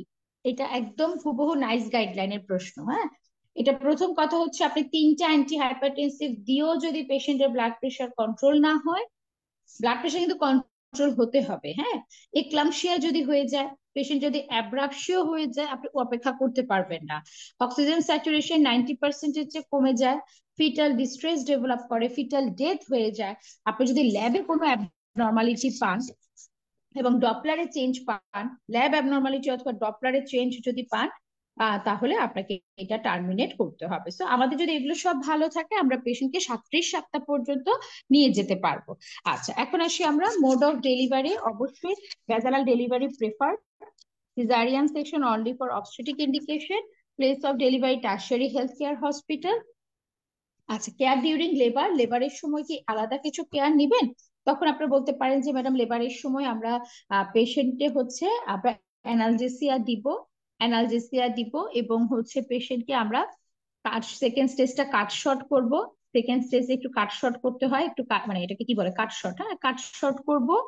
Active management of third stage of labour আমরা অবশ্যই দিব, তবে পেশেন্টকে আমরা কোনো আর্গোমেট্রিন অ্যাভয়েড করব, আমরা ইউজুয়ালি আর্গোমেট্রিন অ্যাভয়েড করি। এই হচ্ছে লেবারের 2-4টা কথা। মেনলি মনে রাখবেন সেকেন্ড স্টেজটা প্রি এক্লাম্পসিয়াতে কাট শর্ট করা হয়। এখন আসে পিউরপেরিয়াম। পিউরপেরিয়ামে হচ্ছে মায়ের কি যত্ন নিবেন, বাচ্চার কি যত্ন নিবেন, হাজবেন্ডের জন্য কি দিবেন। মায়ের যত্নের মধ্যে আমরা মাকে 3 দিন ক্লোজ মনিটরিং করতে হবে, 72 আওয়ার্স, কারণ পোস্টপার্টাম এক্লাম্পসিয়া হতে পারে, খুবই ক্লোজ মনিটরিং করতে হবে। এবং অ্যান্টি হাইপারটেনসিভটা আমরা কন্টিনিউ করা লাগতে পারে, অ্যান্টি হাইপারটেনসিভটা কন্টিনিউ করা লাগতে পারে। অনেকের বাচ্চা হওয়ার সাথে সাথে ব্লাড প্রেশার নর্মাল হয়ে যায়, সেটা ভিন্ন, কিন্তু কন্টিনিউ করা লাগতে পারে। হ্যাঁ, এবং সেই মেডিকেশনটা অনেকে 2 সপ্তাহ পর্যন্ত কন্টিনিউ করে, অনেকের আবার 6 সপ্তাহ পর্যন্ত কন্টিনিউ করতে হয়। আচ্ছা, বাচ্চার জন্য হচ্ছে অবশ্যই বাচ্চা ব্রেস্ট ফিড করতে পারে, প্রি এক্লাম্পসিয়া ব্রেস্ট ফিডিং এর কন্ট্রাইন্ডিকেশন না। আর হাজবেন্ডের জন্য আমরা অবশ্যই কন্ট্রাসেপশন দিব, এবং প্রি এক্লাম্পসিয়া পেশেন্টদের জন্য পিপিআইওসিডি খুবই ভালো একটা কন্ট্রাসেপশন, কারণ প্রি এক্লাম্পসিয়ার সাথে এটার কোনো সম্পর্ক না, ইনফেকশন বাড়াবে না এরকম। ঠিক আছে, কোনো প্রশ্ন আছে কিনা বলেন। এখন আমরা কিছু নাইস টু নো জানবো, বাট এটা এভাবেই আপনার পরীক্ষার প্রশ্নগুলো যাবে। আপনাদের কোনো প্রশ্ন আছে কিনা বলেন। পোস্টপার্টাম পিরিয়ডে বেশিটা কিভাবে মনিটর করব? আমি কথা শুনতে পাচ্ছি না, আবার একটু জোরে বলেন আপনি।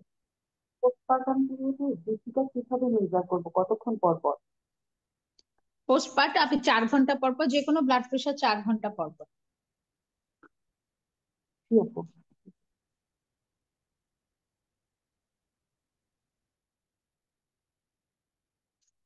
আপু এই পেশেন্টটাই যদি মনে করেন আবার সেকেন্ড টাইম বা থার্ড টাইমে আবার সে কনসিভ করলো, তখন তারা মানে এই প্রেশারটা তারা নর্মাল হলো না, রেসিডুয়াল ডিজিজ হিসেবে থেকে গেল এই হাইপারটেনশনটা।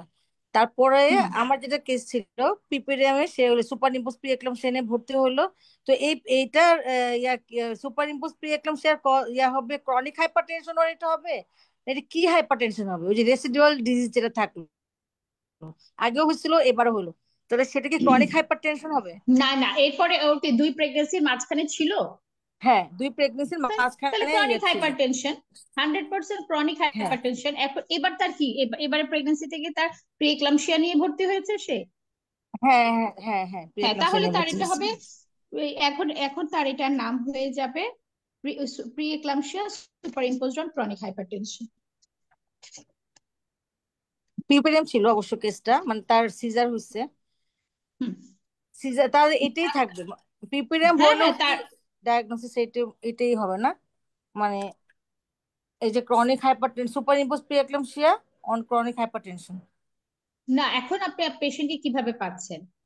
সে পিউপেরিয়ামে তার ডেলিভারির পরে, এটা পিউপেরিয়াম ছিল থার্ড সেকেন্ড পিওডি মনে সেকেন্ড ডে, আর হুম সে ভর্তি হয়েছিল সিভিয়ার প্রি এক্লাম্পসিয়া নিয়ে, সেজন্য বাচ্চা ডিসচার্জ ছিল আর সিজার করছিল আর কি। হুম এই প্রেশার প্রেশার তো সেটেল ছিল, নর্মাল ছিল, কারণ ফিক্সো গার্ড খাচ্ছিল হুম সে। তো এখানে আপনি কি ওই এখন তো কথাটা সেটা আসবে এটাকে কি? শুধু ক্রনিক হাইপারটেনশনই বলতে পারেন। আপনি পেশেন্টকে এখন শুধু ক্রনিক হাইপারটেনশনই বলতে পারেন। আর আপনি ইলাবোরেশনের সময় আপনি তখন বলবেন যে তার প্রেগনেন্সিতে প্রিএক্লাম্পসিয়া, সুপার ইম্পোজড প্রিএক্লাম্পসিয়া ছিল এবং সেটার জন্য সে ট্রিটমেন্ট পেয়েছে, সেটাকে আচ্ছা। কয়েকটা লাইনে আনতে পারেন। হ্যাঁ। এখন তো তার আবার ক্রনিক হাইপারটেনশনই, যেহেতু আগে থেকে হাইপারটেনসিভ পেশেন্ট।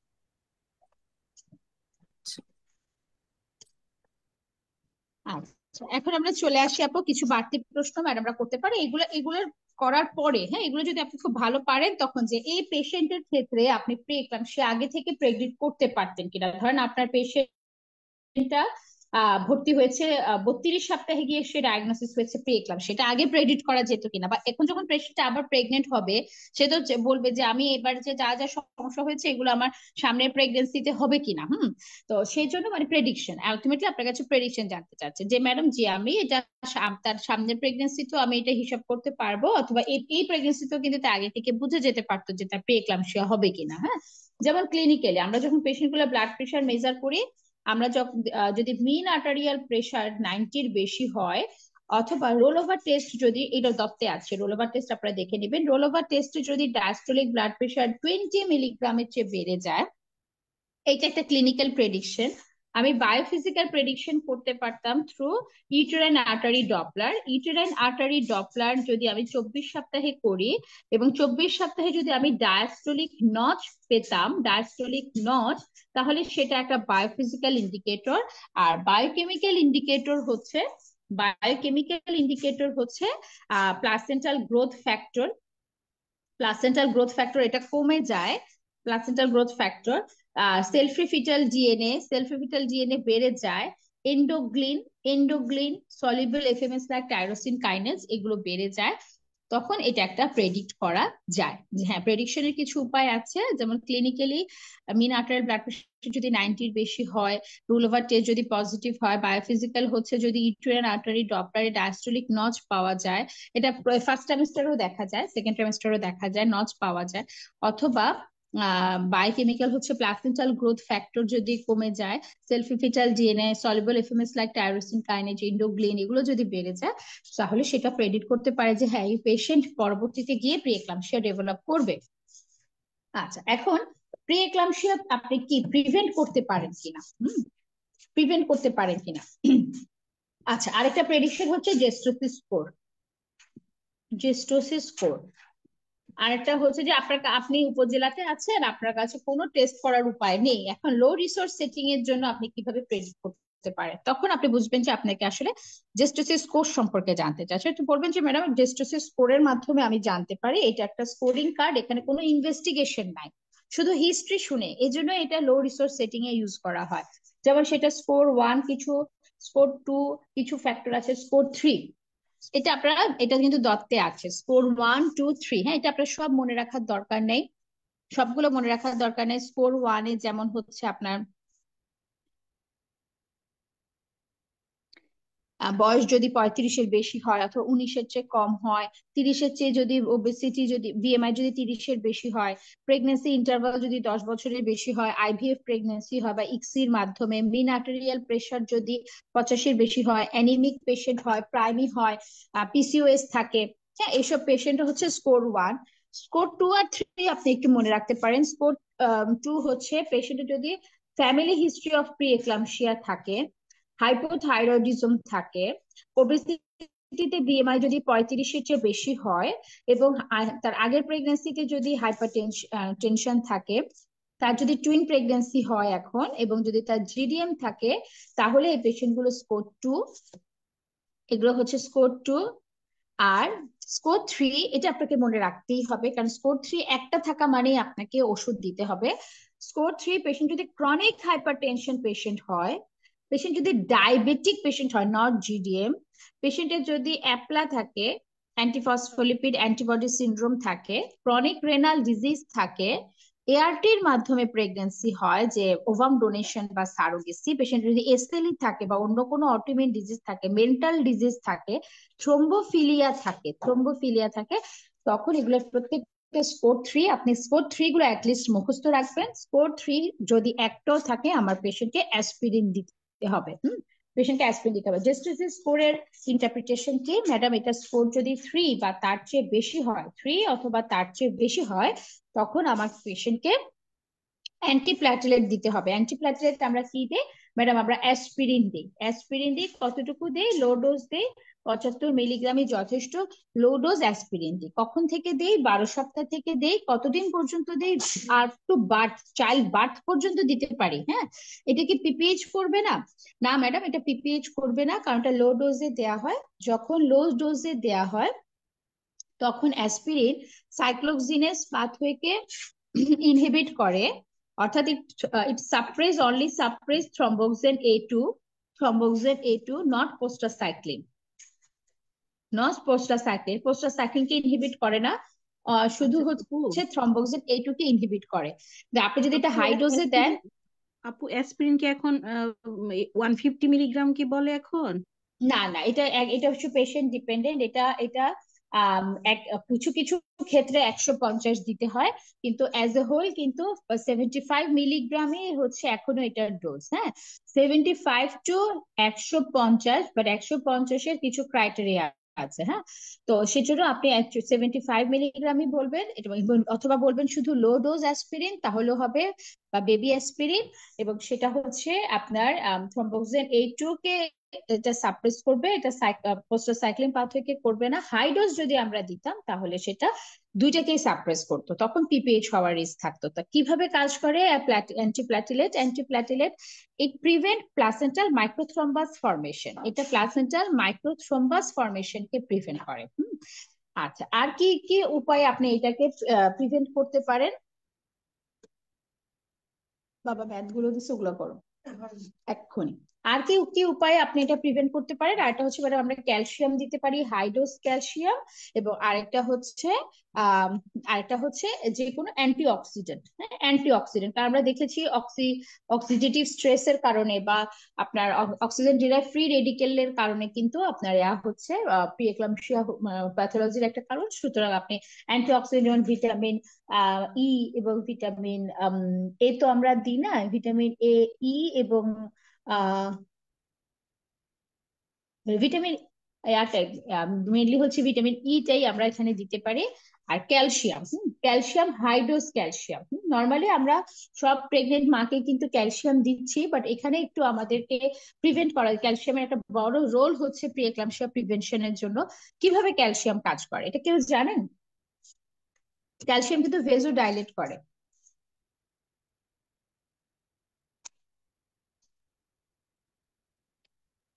ক্যালসিয়াম আপু, এটা কি এই যে প্রোস্টাসাইক্লিন কি ইনক্রিজ করে? না, ক্যালসিয়াম যেটা করে, ভেজো- যখন শরীরে, না, যখন শরীরে ক্যালসিয়াম কমে যায়, যখন শরীরে ক্যালসিয়াম কমে যায় তখন প্যারাথরমোন রিলিজ হয়। প্যারাথরমোন রিলিজ করে স্মুথ মাসেলে হচ্ছে ক্যালসিয়ামকে স্টোর করে। হ্যাঁ, সব জায়গা থেকে ক্যালসিয়াম নিয়ে ক্যালসিয়ামকে স্টোর করে স্মুথ মাসেলে, এবং স্মুথ মাসেলের কন্ট্রাকশন বাড়িয়ে দেয়, কন্ট্রাকশন বাড়িয়ে দেয়। ক্যালসিয়াম ক্যালসিয়াম তো অ্যাকচুয়ালি ভেসেল কনস্ট্রিক্ট করে। হ্যাঁ, সো ক্যালসিয়াম যখন আপনার শরীরের মধ্যে কমে যাচ্ছে যখন প্যারাথরমন কিন্তু ক্যালসিয়াম এর জন্য ভালো। হ্যাঁ, ও যখন দেখে যে ক্যালসিয়াম শরীরের মধ্যে কম, কারো ক্যালসিয়াম, তখন প্যারাথরমন নিজে রিলিজ হয়ে যত জায়গায় বোনসে বা যত জায়গা থেকে ক্যালসিয়াম ছিল ওখান থেকে ক্যালসিয়াম টেনে টেনে নিয়ে এসে ক্যালসিয়াম স্মুথ মাসেলের মধ্যে স্টোর করে এবং সেটার কন্ট্রাকশন বাড়িয়ে দেয়। এখন আমরা চাচ্ছি কি, আমরা আমরা যদি এখন বাইরে থেকে ক্যালসিয়াম বেশি করে দেই, বাইরে থেকে ক্যালসিয়াম দেই, তখন প্যারাথরমোন আর রিলিজ হবে না। প্যারাথরমোন রিলিজ হবে না দেখে বোনস থেকেও ক্যালসিয়াম ছুটে আসবে না, এবং সেটা স্মুথ মাসেলও তখন আর জমা হবে না, কন্ট্রাকশনটাও হবে না। হ্যাঁ, সেজন্য বাইরে থেকে ক্যালসিয়াম দিলে প্যারাথরমোন স্টোর হবে না। আমাদের মেইন কাজ হচ্ছে প্যারাথরমোন রিলিজ হতে দিব না। তো শরীরে ক্যালসিয়াম কমলে প্যারাথরমোন রিলিজ হয়ে সকল বোনস থেকে ক্যালসিয়াম নিয়ে আপনার হচ্ছে স্মুথ মাসেলে স্টোর করা শুরু করে দেয়। তো এবং তখন স্মুথ মাসেলের কন্ট্রাকশন বেড়ে যায় এবং ব্লাড প্রেশারও বেড়ে যায়। তো আমি যখন বাইরে থেকে ক্যালসিয়াম দিব তখন প্যারাথরমোন দেখবে শরীরের মধ্যে ক্যালসিয়াম আছে, তখন সে আর রিলিজ হবে না। রিলিজ না হওয়ার কারণে বোনস এর ক্ষয়ও হবে না এবং ইন্ট্রাসেলুলার ক্যালসিয়ামও বাড়বে না। হ্যাঁ, এটা এইভাবে আমাদের খুব হাই ডোজ ক্যালসিয়াম দিতে হয়। এই ক্ষেত্রে কিন্তু আমরা 1500 মিলিগ্রাম ক্যালসিয়াম দিতে হবে, 1500 মিলিগ্রাম থেকে 2 গ্রাম বা 2000 মিলিগ্রাম। আমরা নর্মালি 500 মিলিগ্রাম দিই, কিন্তু এই ক্ষেত্রে অনেক হাই ডোজ দেখা যায় দিনে 2টা বা 3টা করে ক্যালসিয়াম দিতে হয়। তো আমরা একেবারে শেষের দিকে চলে এসেছি। আমরা এখন একটু জানবো হচ্ছে এইটা যদি এগুলো যদি কেউ না পারেন কোনো অসুবিধা নেই, এগুলো জাস্ট খাতায় লিখে রাখবেন। খাতায় লিখে রাখবেন। একটা হচ্ছে হেল্প সিনড্রোম। ধরেন পেশেন্টের হেল্প সিনড্রোম কিভাবে বোঝা যাবে? হেল্প সিনড্রোম, হ্যাঁ, এটা তো একটা কমপ্লিকেশন। হেল্প সিনড্রোমে পেশেন্টের প্রিএক্লামশিয়া তো থাকবেই, তার সাথে তার ভমিটিং থাকে, এপিগ্যাস্ট্রিক পেইন থাকে। এপিগ্যাস্ট্রিক পেইন কারণ এখানে গ্লিসন্স ক্যাপসুল স্ট্রেচিং হয়, সো চিফ কমপ্লেইনের মধ্যে পেশেন্ট এপিগ্যাস্ট্রিক পেইন বলে। প্রিএক্লামশিয়ার পেশেন্ট কিন্তু এপিগ্যাস্ট্রিক পেইন আছে তার। আপনি যদি তার হচ্ছে ইনভেস্টিগেশন করেন, আপনি কি পাবেন? আপনি সিবিসি তে প্ল্যাটলেট পাবেন লো, কারণ এটা হচ্ছে হিমোলাইসিস এলিভেটেড লিভার এনজাইম লো প্ল্যাটলেট সিনড্রোম। এবার আপনি লিভার এনজাইম গুলো যখন দেখবেন তখন আপনি দেখবেন এসজিপিটি, সেটা হচ্ছে 70-এর চেয়ে বেশি। এখানে মেইনলি একটা দেখা হয় এলডিএইচ, এলডিএইচ 600-র চেয়ে বেশি। আপনি যদি পেরিফেরাল ব্লাড ফিল্ম করেন, পেরিফেরাল ব্লাড ফিল্মে আপনি পাবেন সিস্টিওসাইট, সিস্টিওসাইট এবং পাবেন বার্সেল, বার্সেল। সিটি স্ক্যান যদি করেন তাহলে পাবেন sub capsular haematoma, sub capsular haematoma. So এটা তখন ডায়াগনোসিস হয়ে যাবে হেল্প সিনড্রোম। ডায়াগনোসিস খুব আলাদা কিছু করার প্রয়োজন নেই, কারণ ট্রিটমেন্ট একই, সব জায়গায় ট্রিটমেন্ট একই।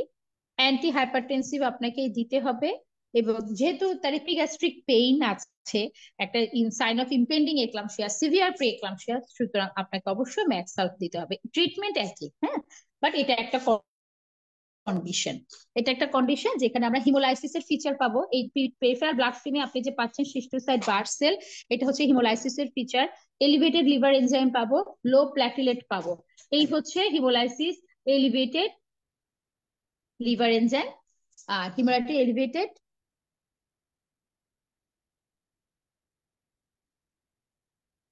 বুঝে গেছে আপুরা? Haemolytic elevated low platelet syndrome, হ্যাঁ, elevated liver enzyme and low platelet syndrome. কোনো প্রশ্ন আছে আপনাদের আর?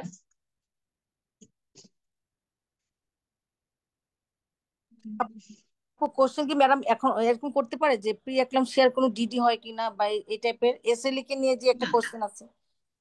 প্রি এক্লাম্পসিয়ার কোনো ডিফারেন্সিয়াল ডায়াগনোসিস হবে না। এসএলই পেশেন্ট ডায়াগনোজড পেশেন্ট হবে। এসএলই আপনি কখনো আপনি বেডসাইড ডায়াগনোসিস করতে পারবেন না।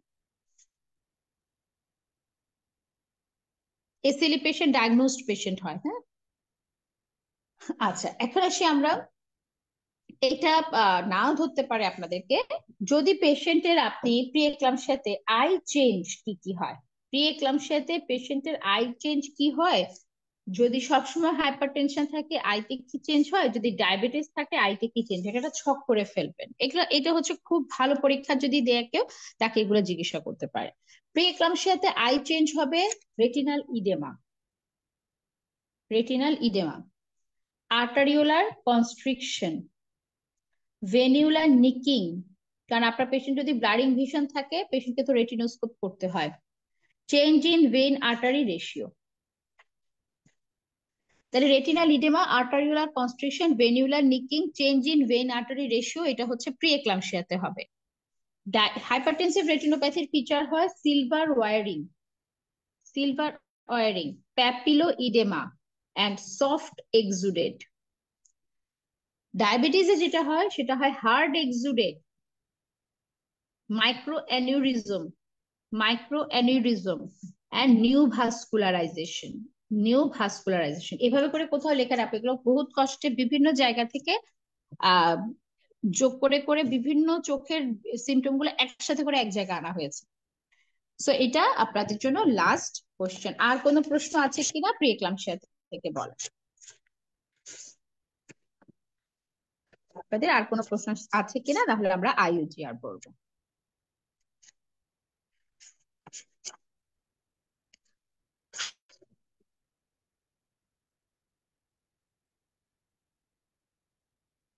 আপু ম্যাক্সালফের প্রোটোকল গুলো কি সবগুলোই ধরে?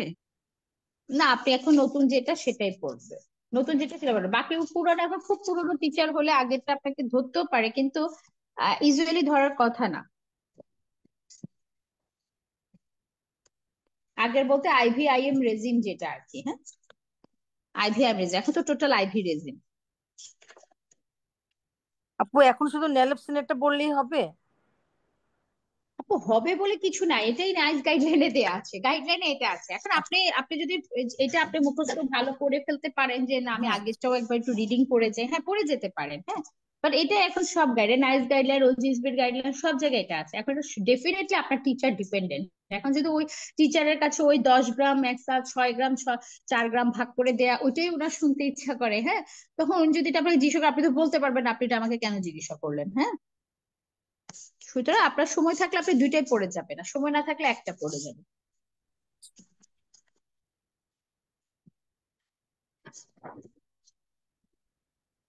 ঠিক আছে, আর কোনো প্রশ্ন আপনাদের?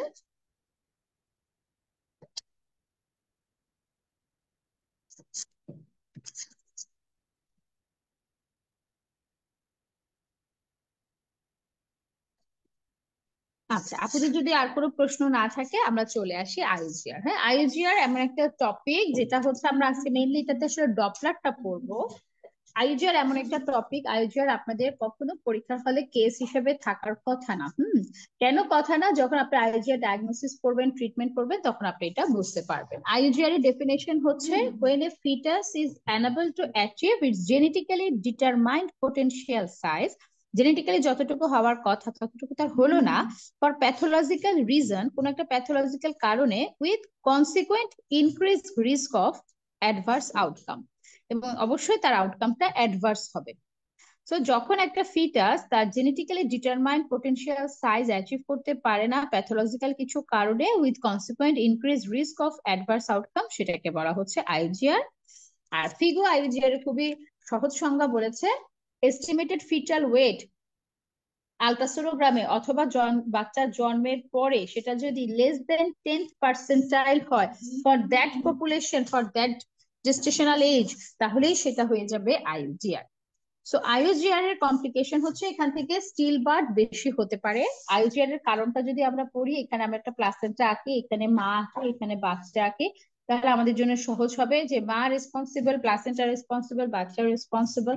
মা রেসপন্সিবল এভাবে যদি মা ম্যালনারিশড হয়, মা যদি স্মোকার হয়, মায়ের যদি হাইপার টেনশন থাকে, তার যদি অনেক বছর মানে ক্রনিক মানে অনেক বছর ডায়াবেটিস থাকে সেক্ষেত্রে হতে পারে, ক্রনিক রেনাল ডিজিজ থাকে, হার্ট ডিজিজ থাকে, থ্রোম্বোটিক ডিজিজ থাকে, এবং মা যদি সিভিয়ারলি অ্যানিমিক হয়, তখন মা থেকে বাচ্চার কাছে পুষ্টি যেতে পারবে না, তখন বাচ্চা পুষ্টি পাবে না, আলটিমেটলি বাচ্চা পুষ্টি পাবে না, তাই তো। আচ্ছা, প্লাসেন্টাতে কিছু প্রবলেম থাকতে পারে, যেমন প্লাসেন্টাল ইনফ্রাকশন হয়ে যেতে পারে, অ্যাব্রাপশিও প্লাসেন্টা হতে পারে, সার্কামভ্যালেন্ট টাইপ অফ প্লাসেন্টা থাকতে পারে, যেখানে মা হয়তো সুস্থ কিন্তু প্লাসেন্টা দিয়ে আসতে পারছে না, প্লাসেন্টার অসুবিধা, প্লাসেন্টার সার্কামভ্যালেন্ট অথবা প্লাসেন্টা অ্যাব্রাপশন, প্লাসেন্টার ইনফ্রাকশন। আর মা প্লাসেন্টার পরেও দেখা যায় যে সব ভালো থাকার পরও বাচ্চার মধ্যে কিছু প্রবলেমের কারণে এরকম হতে পারে, যেমন বাচ্চার স্ট্রাকচারাল অ্যাবনর্মালিটি, বাচ্চার ক্রোমোজোমাল অ্যাবনর্মালিটি, বাচ্চার টর্চ ইনফেকশন, এগুলোতে দেখা যায় যে বাচ্চা নিজেই সে পুষ্টিটা ইউটিলাইজ করতে পারছে না। আর ইডিওপ্যাথিক হচ্ছে 40%, যেগুলো আমরা কোনো কারণ জানি না। তো এই যে মা আর প্লাসেন্টা, এটা কিন্তু বাচ্চা থেকে আলাদা। সো এক্সট্রিনজিক টু ফিটাস, বাচ্চার বাইরের কারণ হচ্ছে মা প্লাসেন্টা, বাচ্চার ভেতরের কারণ হচ্ছে intrinsic to foetus. So extrinsic to foetus এগুলোতে হবে অ্যাসিমেট্রিক্যাল IUGR, অর্থাৎ মন্দের ভালো, এবং এগুলোতেই শুধু ট্রিটমেন্ট আছে। আর বাচ্চার ইন্ট্রিনজিক কারণে যেটা হবে সেটা হচ্ছে সিমেট্রিক্যাল IUGR, এবং সেটার ফেট খারাপ। তার মানে IUGR দুই রকমের, IUGR দত্তে খুবই ভালো আছে, খুবই ভালো আছে দত্তে। IUGR দুই রকম, একটা হচ্ছে অ্যাসিমেট্রিক্যাল IUGR, যেটা হচ্ছে মা আর প্লাসেন্টা রেসপন্সিবল, আর একটা হচ্ছে সিমেট্রিক্যাল IUGR, যেখানে হচ্ছে বাচ্চা responsible. Asymmetrical IUGR 80%, symmetrical IUGR হচ্ছে কম থাকে 20%। অ্যাসিমেট্রিক্যাল IUGR হচ্ছে এক্সট্রিনজিক টু ফিটাস, বাচ্চার বাহিরের, আর সিমেট্রিক্যাল হচ্ছে ইন্ট্রিনজিক টু ফিটাস। সাধারণত অ্যাসিমেট্রিক্যাল IUGR 32 সপ্তাহ বা তারপরে ডেভেলপ করে, আর সিমেট্রিক্যাল IUGR সাধারণত খুব আর্লি স্টেজে 32 সপ্তাহের আগেই ডেভেলপ করে, এই জন্য বলে আর্লি অনসেট। অ্যাসিমেট্রিক্যাল IUGR এ কেমন থাকে, বাচ্চার মাথা বড় থাকে এবং অ্যাবডোমেনটা এরকম চিকন থাকে, হ্যাঁ, যে কারণে হেড সারকামফারেন্স এবং অ্যাবডোমিনাল সারকামফারেন্স আমরা যদি মেজার করি এটা সবসময় বেশি থাকবে, হেড সারকামফারেন্সটা বেশি থাকবে, এলিভেটেড থাকবে। সিমেট্রিক্যাল আইজিআর এ বাচ্চার হেডও ছোট হয়ে যায়, বডিও ছোট হয়ে যায়, দুটাই ছোট হয়ে যায়। সুতরাং তাদের রেশিও যদি করেন, রেশিও তখন নর্মালি থাকে, রেশিও নর্মাল থাকে। আচ্ছা, অ্যাসিমেট্রিক্যাল আইজিআর এ টোটাল সেল নাম্বার ঠিক থাকে, টোটাল সেল নাম্বার ঠিক আছে, বাট সেলের সাইজটা শুধু ছোট হয়ে যায়। আর সিমেট্রিক্যাল আইজিআর এ টোটাল সেল নাম্বারই কমে যায়, সাইজ ঠিক থাকে, নাম্বারই তো কম, অনেক সেল নাই, হ্যাঁ, অনেক সেল শরীরের মধ্যে নাই। আচ্ছা, অ্যাসিমেট্রিক্যাল আইজিআর হয় ক্রনিক প্লাসেন্টাল ইনসাফিসিয়েন্সির কারণে, ম্যাটারনাল কোনো ডিজিজের কারণে। আর সিমেট্রিক্যাল আইজিআর হবে জেনেটিক কারণে, বাচ্চার ইনফেকশনে, অ্যানুপ্লয়েডিতে, ক্রোমোজোমাল অ্যাবনর্মালিতে। এটার প্রগনোসিস ভালো, এটা প্রগনোসিস অবশ্যই খারাপ প্রগনোসিস। আচ্ছা, এখন আমরা চলে যাই যে পেশেন্ট আমাদের কাছে কি হিস্ট্রি দেয়। পেশেন্ট আপনার কাছে শুধু আইজিআর এর পরে কি হিস্ট্রি দিবে, যেমন চিফ কমপ্লেন পেশেন্টের থাকে যে baby not grow properly, baby not grow properly.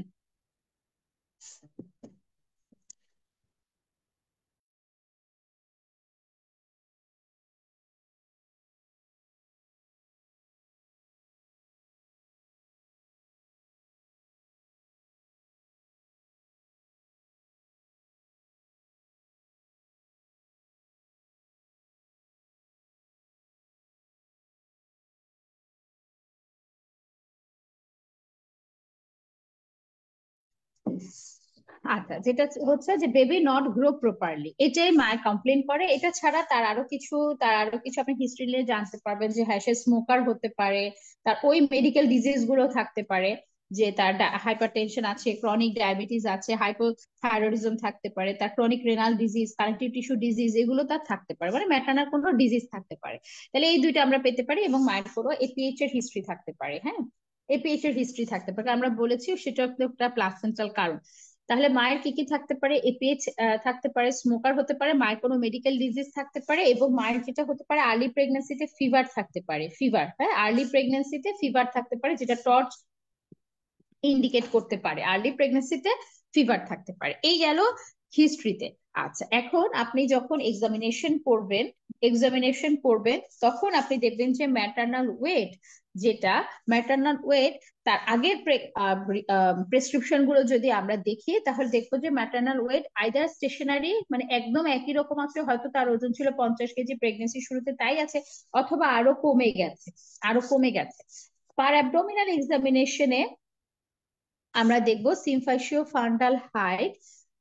Fundal হাইটের সাথে 4 সেন্টিমিটার বা তার চেয়ে বেশি ডিসক্রিপেন্সি, অর্থাৎ এখন পেশেন্টটা থাকার কথা 34 সপ্তাহ, এখন তার আপনার সিমফাসিও ফান্ডাল হাইট 30 সেন্টিমিটার, অথবা 28-29 সেন্টিমিটার, এরকম, মানে 4 সেন্টিমিটার বা তার চেয়ে বেশি ডিসক্রিপেন্সি। অ্যাবডোমিনাল গার্ড তো তার আগের ফলো আপ ভিজিট গুলো থেকে কমে যাচ্ছে, অথবা একই রকম আছে, লাইকার ভলিউমটাও আমাদের কাছে মানে অলিগো বলে মনে হচ্ছে, মানে মনে হচ্ছে full of fetus, irritable uterus, হ্যাঁ, ফুল অফ ফিটাস এবং ইরিটেবল ইউটেরাস বলে মনে হচ্ছে। তো এইগুলো প্রত্যেকটাই হচ্ছে আপনি তখন ধারণা করলেন, তখন আপনাকে ইনভেস্টিগেশন করতে হবে। ইনভেস্টিগেশন টু ডায়াগনোসিস, আপনি তখন ধারণা করেছেন। ইনভেস্টিগেশন টু ডায়াগনোসিস আমরা 3টে ইনভেস্টিগেশন করি, আলট্রাসোনোগ্রাম, প্রেগনেন্সি প্রোফাইল করি, আমরা করি হচ্ছে ডপলার, দুইটা করি, হ্যাঁ, আলট্রাসোনোগ্রাম এবং ডপলার। এই দুইটা ছাড়া আইজিআর আপনি কখনোই বুঝতে পারবেন না, কখনোই বুঝতে পারবেন না। তাহলে প্রথমে আসছে আলট্রাসোনোগ্রাম, ইভেন আলট্রাসোনোগ্রামেও বোঝা যায় না ডপলার না করা পর্যন্ত। এবং আলট্রাসোনোগ্রামটা কিন্তু সিরিয়াল আলট্রাসোনোগ্রাম, 2 to 3 উইকলি, আমরা যে বারবার বলি গ্রোথ প্রোফাইল, এটাই গ্রোথ প্রোফাইল, গ্রোথটা আমরা দেখি 2 to 3 উইকলি। আলট্রাসোনোগ্রামে আপনার 4টা জিনিস দিয়ে দেখা হয়, হেড সারকামফারেন্স, যেটা অনেক সময় বিপিডিও বলা হয়, হ্যাঁ, বাইপ্যারাইটাল ডায়ামিটার, সেটাই head circumference, femoral length, abdominal circumference, FI, আমরা এই 4টা জিনিস দিয়ে বুঝার চেষ্টা করি এটা আইজিআর কিনা। এটা সিমেট্রিক্যাল আইজিআর যদি হয়, অ্যাসিমেট্রিক্যাল যদি হয়, আমরা জানি হেড সারকামফারেন্সটা বেড়ে যায়, অ্যাবডোমিনাল সারকামফারেন্সটা কমে যায়, এই দুইটার রেশিওটা এলিভেটেড হবে। আচ্ছা, ফিমোরাল লেন্থ আনএফেক্টেড, কিন্তু যেটা সিমেট্রিক্যাল আয়োজিয়ার সেখানে ফিমোরাল লেংথের সাথে অ্যাবডোমিনাল সার্কামফারেন্সের রেশিও এবং সেটা 23.5-এর চেয়ে বেশি হবে। 23.5-এর চেয়ে বেশি হবে। আচ্ছা, বাট অ্যাবডোমিনাল হেড সার্কামফারেন্স আর অ্যাবডোমিনাল সার্কামফারেন্সের রেশিওটা নর্মাল থাকবে। আচ্ছা, এফআইটা অবশ্যই সিঙ্গেল ভার্টিক্যাল পকেটে 1 সেন্টিমিটারের চেয়ে কমে যাবে। সিঙ্গেল ভার্টিক্যাল পকেটে 1 সেন্টিমিটারের চেয়ে কমে যাবে। আচ্ছা, আর abdominal circumference it is the most sensitive marker. এখানে সিরিয়াল মেজারমেন্টটা নেসেসারি। এটা দেখা যাবে যে 10 সেন্টাইলের চেয়ে কমে গেছে। এটা 10 সেন্টাইলের চেয়ে কমে গেছে, তখন আপনি এটা আইজিআর বলে এটাতে আপনি সন্দেহ করতে পারবেন। অ্যাবডোমিনাল সার্কামফারেন্সটা কেন কমে? কারণ হচ্ছে লিভারের ডায়ামিটার কমে যায়, কারণ লিভারে গ্লাইকোজেন কন্টেন্ট কমে যায়। তারপর আমরা চলে যাই হচ্ছে ডপলারে। এরকম যখন আমরা পাবো তখন আমরা চলে যাব ডপলারে। এখন এই ডপলারটাই আসলে আমাদেরকে খুব ভালো করে বুঝতে হবে। আমাদের ডপলারের মধ্যে দেখেন, আমি খুব সহজ করে আপনাদেরকে ডপলার এখন বলে দিব। এটা এভাবে বলার পর আপনাদের ডপলারে কখনোই কোনো ভুল হবে না। ডপলার অ্যাকচুয়ালি আমরা ব্লাড ভেসেলে দেখি না, ব্লাড ভেসেলে দেখবো। যেমন এটা ইউটেরাইন আর্টারি, এটা ইউটেরাসের ভেতরে সাপ্লাই দিয়ে এখানে হচ্ছে আপনার প্লাসেন্টা। এটা আম্বিলিকাল আর্টারি, আর এটা হচ্ছে বাচ্চার মাথা। এখানে হচ্ছে মিডল সেরেব্রাল আর্টারি। মেইনলি আমরা এখানে 3টা ভেসেলের ডপলার দেখি। আপনি যদি একটু দেখেন, ইউটেরাইন আর্টারির ডপলার আপনার বেশিরভাগ জায়গায় পাবেন, আম্বিলিকাল আর্টারির ডপলার এবং মিডল সেরেব্রাল আর্টারির ডপলার। আগে আমরা এই 3টা বুঝি। যেটা ইউটেরাইন আর্টারি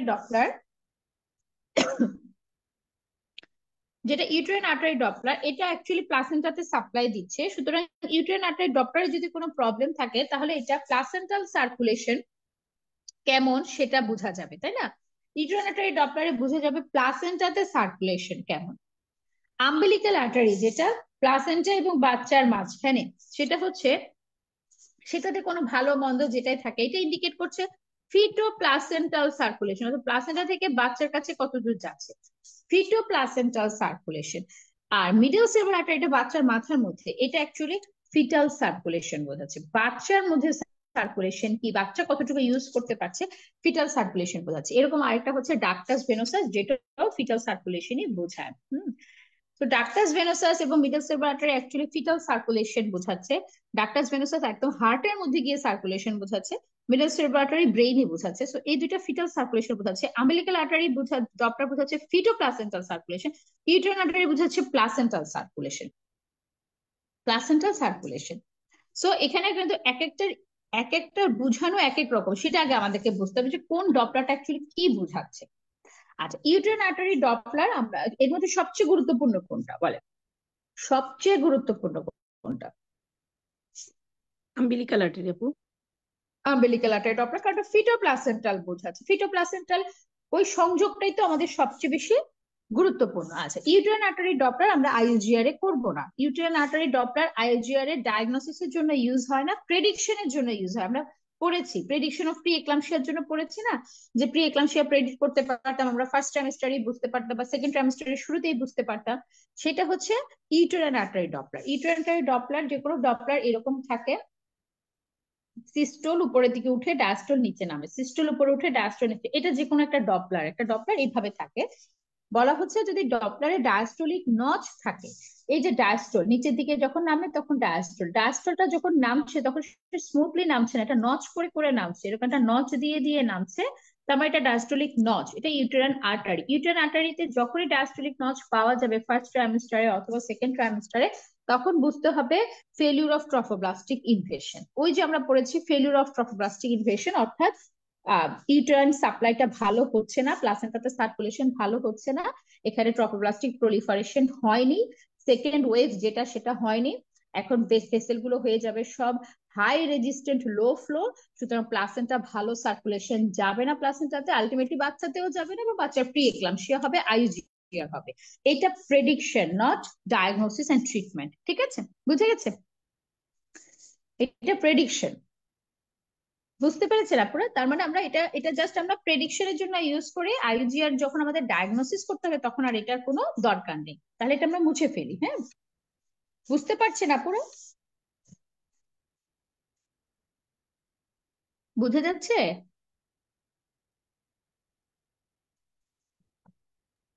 জি আপু, বোঝা যাচ্ছে। আচ্ছা, এখন আম্বিলিক্যাল আর্টারিতে আসি। মেইন হচ্ছে আম্বিলিক্যাল আর্টারি, প্রাইমারি ডায়াগনস্টিক টুল হচ্ছে আম্বিলিক্যাল আর্টারি। আপনাকে আম্বিলিক্যাল আর্টারি দেখতে হবে, কারণ আম্বিলিক্যাল আর্টারি বুঝাবে যে প্লাসেন্টা থেকে বাচ্চার মধ্যে কতটুকু ব্লাড যাচ্ছে কি যাচ্ছে না। সো এইটা অ্যাকচুয়ালি প্লাসেন্টা, অ্যাকচুয়ালি এটাও একটা কি অ্যাসিমেট্রিক্যাল আইজিআর এরই তো একটা পার্ট। হ্যাঁ, এটাও asymmetrical IGR part, extrinsic to fetus এটাও অ্যাসিমেট্রিক্যাল আইজিআর এর পার্ট। হ্যাঁ, আচ্ছা, প্লাসেন্টা থেকে সার্কুলেশন কতখানি যাচ্ছে সেটা বোঝার জন্য আমরা দেখবো হচ্ছে আম্বিলিক্যাল আর্টারি। এটা আম্বিলিক্যাল আর্টারি। এখন একটা নর্মাল আম্বিলিক্যাল আর্টারি ডপলার, এটা মুছে ফেলি। নর্মাল একটা আম্বিলিক্যাল আর্টারি ডপলার এরকম থাকার কথা। হ্যাঁ, এরকম systole diastole, systole diastole, systole diastole, এবং এরকম একটা লাইন থাকে, এবং এই জায়গাটাকে বলা হয় end diastolic volume. End diastolic volume এটা একটা নর্মাল ডপলার। যখন কিনা ফিটো প্লাসেন্টা সার্কুলেশন খারাপ হয়, আম্বিলিক্যাল আর্টারি ডপলারে চেঞ্জ হয়, তিন ধরনের চেঞ্জ হতে পারে।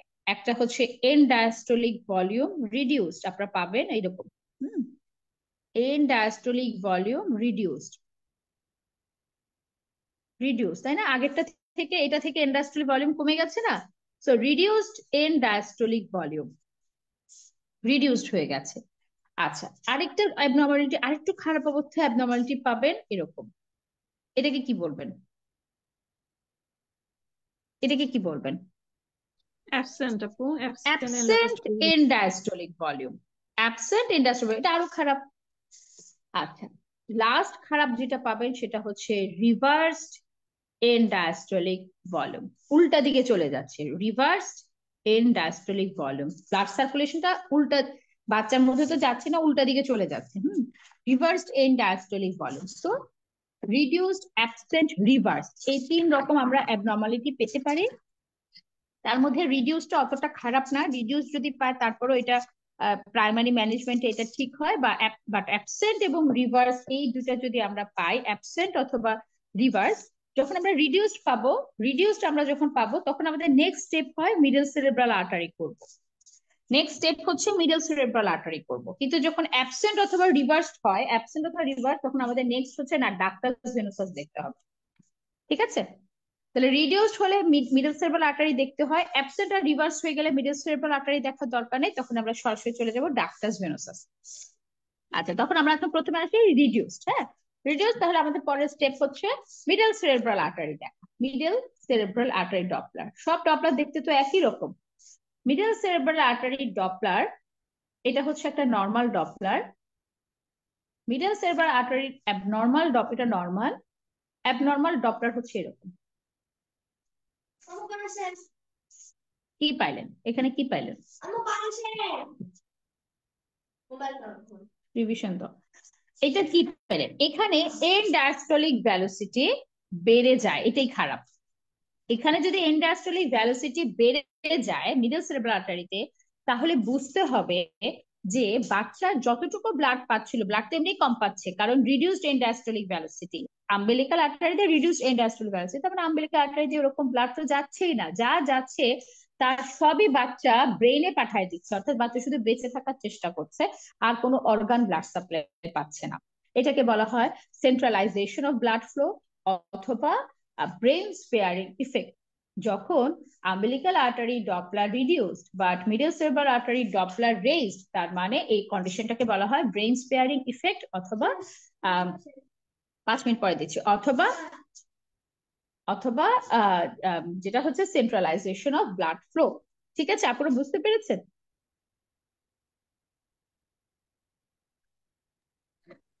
জি আপু। আপু একটা আচ্ছা, এখন কোশ্চেন আমরা করবো? হ্যাঁ বলেন। আপু, যে রিডিউসড আর অ্যাবসেন্টে ডাক্টাস ভেনোসাস দেখা হয়, মিডল সেরেব্রাল আর্টারি দেখা হয় না, এটা কেন? আরো আরো স্পেসিফিক দেখার জন্য। আরো স্পেসিফিক্যালি, কারণ তখন ম্যানেজমেন্টটা মিডল সেরেব্রাল আর্টারিতে, তো আপনি অ্যাবসেন্ট হয়ে গেছে মানে মিডল সেরেব্রাল আর্টারিতে এখন চেঞ্জ আছে, তাহলে আর আপনি মিডল সেরেব্রাল আর্টারিতে কেন দেখবেন? রিডিউস হলে যেখানে চেঞ্জ হয়, তাহলে অ্যাবসেন্ট বা রিভার্সে তখন আমরা আরো স্পেসিফিক্যালি দেখতে চাই যে ডাক্টাস ভেনোসাস, হার্টে, বাচ্চা হার্টে কতটুকু ব্লাড সার্কুলেশন আছে, তখন ম্যানেজমেন্টটা ওইটার উপর ডিপেন্ড করে। আমি যখন ম্যানেজমেন্টের ছকটা দিব তখন আপনারা বুঝবেন এটা ফিরোজা বেগম ম্যাডামের ছক, মানে এটা অ্যাকচুয়ালি নাইস গাইডলাইনের ছক। হ্যাঁ, এখন তাহলে আমরা কিভাবে ম্যানেজ করব? হ্যাঁ, আমাদের ম্যানেজমেন্ট হচ্ছে এটা 32 সপ্তাহের চেয়ে যদি বেশি হয়, আমাদের সব ম্যানেজমেন্ট হবে ডিপেন্ড করবে according to umbilical artery Doppler, কারণ এটাই আমাদের প্রাইমারি ডায়াগনস্টিক টুল। তখন আমাদের এই পেশেন্ট গুলো আমরা অ্যাডমিট করব, এই পেশেন্ট গুলো আমরা কি চার্ট মেনটেন করব, সিটিজি করব, বায়োফিজিক্যাল প্রোফাইল করব, ডপলার করব, সেভাবে আমাদের পেশেন্ট গুলো ম্যানেজ হবে। এখন একটা জিনিস হতে পারে যে আলট্রাসোনোগ্রাম আপনি মানে খারাপ পেয়েছিলেন, বাট আপনি ডপলার নর্মাল পেয়েছেন। ডপলার বলতে মিডল ডপলার বলতে আম্বিলিক্যাল আর্টারি ডপলার, ডপলার আপনি ভালো পেয়েছেন, এরকম যদি আপনি পান যে পেশেন্টের ডপলার ভালো ছিল, ডপলারের কোনো ইন্ডাস্ট্রিয়াল ভ্যালোসিটি নর্মালি ছিল, কিন্তু হয়তো আলট্রাসোনোগ্রামে চেঞ্জ এসেছে, তার মানে হচ্ছে এই পেশেন্টের এখনো ডপলার চেঞ্জ হয়নি, ডপলার নর্মাল, যেটা আমরা অহরহ পাই। তখন আমরা কি করি, এই পেশেন্ট গুলোর কয়েকটা জিনিস রিপিট করি। ডপলার কি কয়েকদিন পর পর করব, কয়েকদিন পর পর হচ্ছে বায়োফিজিক্যাল প্রোফাইল দেখবো, গ্রোথ প্রোফাইল দেখবো, সিটিজি করবো। তখন আমরা এই পেশেন্ট গুলোর 2 সপ্তাহ পর পর ডপলার করি। প্রথম ডপলার নর্মাল ছিল, তো মোটামুটি 2 সপ্তাহ পর পর আমরা ডপলার করি। আমরা পেশেন্ট গুলোর 3 থেকে 4 সপ্তাহ পর পর গ্রোথ প্রোফাইল দেখি। আমরা উইকলি সিটিজি করি, করে আমরা এই পেশেন্ট গুলো 38 থেকে 39 উইকস এর মধ্যে ডেলিভারি করিয়ে ফেলি, কারণ আলট্রাসোনোগ্রামে তো আইজিআর এসেছে। 38 থেকে 39 উইকস এর মধ্যে ডেলিভারি করে ফেলে, এবং এগুলো ভ্যাজানাল ডেলিভারি সম্ভব, এগুলো আমরা ইন্ডাকশন দিই।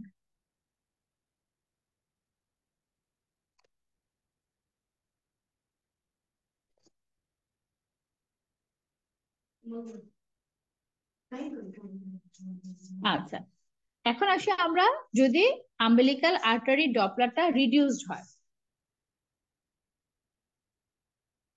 রিডিউসড ইন ডায়াস্টোলিক ভ্যালোসিটি যদি রিডিউসড হয়, তখন অবশ্যই পেশেন্টদের আমাদেরকে অ্যাডমিট করতে হবে। এটা কিন্তু অ্যাডমিশন লাগবে না, নো অ্যাডমিশন। ডপলার নর্মাল হলে কিন্তু অ্যাডমিশন লাগবে না, আপনি আউটডোর ম্যানেজমেন্ট করতে পারবেন। এখন রিডিউস ডপলার হলো অবশ্যই আপনাকে অ্যাডমিট করতে হবে, সব এরপরে সবই অ্যাডমিট করতে হবে, কিক কাউন্ট করতে হবে পেশেন্টের, হ্যাঁ, এবং পেশেন্ট লেফট ল্যাটারাল করে রাখতে হবে, আপনার প্রপার হাইড্রেশন মেনটেন করতে হবে, এই জিনিসগুলো নর্মাল। এই পেশেন্টে আপনি কতদিন পর পর ডপলার করবেন? এই পেশেন্টে আমরা ডপলার করব উইকলি, প্রতি সপ্তাহে ডপলার করব, সেটা দুইটাই, আম্বিলিক্যাল আর্টারি ডপলারও করব, মিডল সেরেব্রাল আর্টারি ডপলারও করব, আম্বিলিক্যাল আর্টারি ডপলারও করব, মিডল সেরেব্রাল আর্টারি ডপলারও করব। আচ্ছা, এটা হচ্ছে উইকলি, তার আমরা হচ্ছে ডপলার করব। বায়োফিজিক্যাল প্রোফাইল এবং সিটিজি এটা হচ্ছে আমরা সপ্তাহে 2 বার করব। বায়োফিজিক্যাল প্রোফাইল এবং ডপলার, বায়োফিজিক্যাল প্রোফাইল এবং সিটিজি সপ্তাহে 2 বার করব, 2 উইকলি করব। গ্রোথ প্রোফাইল করব 2 to 3 উইকলি বা 2 weekly, twice per week, sorry twice per week আর 2 উইক। হ্যাঁ, আচ্ছা, ডপলারটা আমরা করব উইকলি, বায়োফিজিক্যাল প্রোফাইল এবং সিটিজি আমরা করব সপ্তাহে 2 বার অর্থাৎ টোয়াইস উইকলি, আর গ্রোথ প্রোফাইল করব 2 উইকলি অর্থাৎ 2 সপ্তাহ পর পর। এই পেশেন্টের টাইম অফ ডেলিভারি কেমন হবে? একটা হচ্ছে 37 সপ্তাহ হলেই আমরা খুশি, 37 সপ্তাহে আপনি ডেলিভারি করিয়ে ফেলতে হবে, নাম্বার 1। নাম্বার 2 হচ্ছে যদি মিডল সেরেব্রাল আর্টারিটা আপনার অ্যাবনর্মাল আসে, চেঞ্জ আসে, তখন আপনাকে যে কোনো উইকসেই আপনাকে এটা টার্মিনেট করে ফেলতে হবে। অথবা পেশেন্টের যদি 34 থেকে 37 উইকস এর মধ্যে স্ট্যাটিক গ্রোথের কোনো চেঞ্জ, গ্রোথ প্রোফাইলে গ্রোথের কোনো চেঞ্জ হয়নি, তখন আপনাকে টার্মিনেট করে ফেলতে হবে। অর্থাৎ হয় 36 সপ্তাহে, অথবা মিডল সেরেব্রাল আর্টারিতে চেঞ্জ আসলে, অথবা স্ট্যাটিক গ্রোথ হলে, আপনি 3 সপ্তাহ ধরে স্ট্যাটিক গ্রোথ হলে আপনি এটা টার্মিনেট করবেন। এই ক্ষেত্রে আমরা ইন্ডাকশন দিতে পারি, but may need caesarean section. এখন আসি আমরা অ্যাবসেন্ট এবং রিডিউস, একই ট্রিটমেন্ট, অ্যাবসেন্ট অথবা রিভার্স একই ট্রিটমেন্ট। এই পেশেন্ট গুলোকে আমাদের ডপলার করতে হবে ডেইলি ডপলার এবং সেটা হবে ডেইলি ডপলার, সেটা হবে umbilical artery plus ductus venosus. এখানে আমাদের আর মিডল সেরেব্রাল আর্টারি দেখা দরকার নেই, umbilical artery and ductus venosus. Biophysical প্রোফাইলও আমরা করব ডেইলি ডেইলি, এবং সিটিজি আমরা করব হচ্ছে 8 আওয়ারলি। গ্রোথ প্রোফাইল তার দেখার সুযোগই নাই এখানে, কারণ এতদূর পর্যন্ত নেওয়া যায় না। 8 আওয়ারলি করে এরপরে আমাদের টাইম অফ ডেলিভারি কি হবে? টাইম অফ ডেলিভারি হবে, যদি এখনো ডেইলি ডপলার করে করেও যদি শুধু অ্যাবসেন্টই থাকে, আমরা 34 উইকসে টার্মিনেট করব। আর রিভার্সড হলে 32 উইকসে টার্মিনেট করব, কিংবা আর্লি টার্মিনেশনও লাগতে পারে যখনই ডাক্টাস ভেনোসাস অ্যাবনর্মাল হবে, অথবা যখন ডাক্টাস ভেনোসাস অ্যাবনর্মাল, যখন ডাক্টাস ভেনোসাস অ্যাবনর্মাল। এবং এখানে মোড অফ ডেলিভারি হচ্ছে caesarean section. Mode of delivery হচ্ছে সিজারিয়ান সেকশন, এটা কোনোভাবে ভ্যাজানাল ডেলিভারি করা যাবে না। তাহলে এই ক্ষেত্রে যখন আমরা অ্যাবসেন্ট অথবা রিভার্স পাবো, আমাদের পেশেন্টকে অ্যাডমিট করে প্রতিদিন আম্বিলিক্যাল আর্টারি এবং ডাক্টাস ভেনোসাস দেখতে হবে। ডেইলি আমাদেরকে বায়োফিজিক্যাল প্রোফাইল করতে হবে, 8 ঘন্টা পর পর সিটিজি করতে হবে। আমরা যদি পেশেন্টের যদি দেখা যায় যে তার ডাক্টাস ভেনোসাস নর্মাল আছে, ভালো আছে, ভালো আছে, তাহলে অ্যাবসেন্ট এন্ডাস্ট্রিয়ালিক ভ্যালোসিটি যদি থাকে আম্বিলিক্যাল আর্টারিতে, আমরা 34 পর্যন্ত নিতে পারি, রিভার্স হলে 32 পর্যন্ত নেব। কিন্তু তার আগেও আমাদের টার্মিনেট করা লাগতে পারে যদি এই ডেইলি যে আমরা ডাক্টাস ভেনোসাস দেখছি, কখনো ডাক্টাস ভেনোসাস যদি অ্যাবনর্মাল পাই, ডাক্টাস ভেনোসাস অ্যাবনর্মাল মানে এখনই টার্মিনেশন, তখনই আমাদেরকে টার্মিনেট করে দিতে হবে। সেটা হবে থ্রু সিজারিয়ান সেকশন।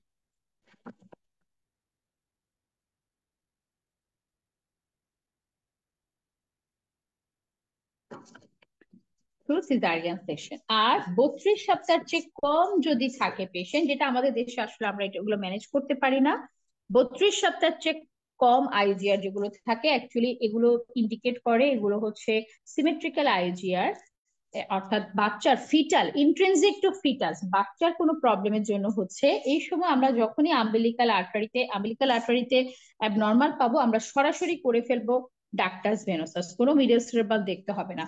আম্বিলিক্যাল আর্টারিতে কোনো প্রবলেম পেলে সরাসরি ডাক্টাস ভেনোসাস। ডাক্টাস ভেনোসাস যদি অ্যাবনর্মালিটি থাকে তখন ডেলিভারি রিকমেন্ডেড, অ্যাবনর্মাল হলে ডেলিভারি তখন করতে হবে, ডেলিভারি করতে হবে। আর যদি ইভেন নর্মালও থাকে তখন 30 থেকে 32 সপ্তাহের মধ্যে ডেলিভারি করে ফেলতে হবে।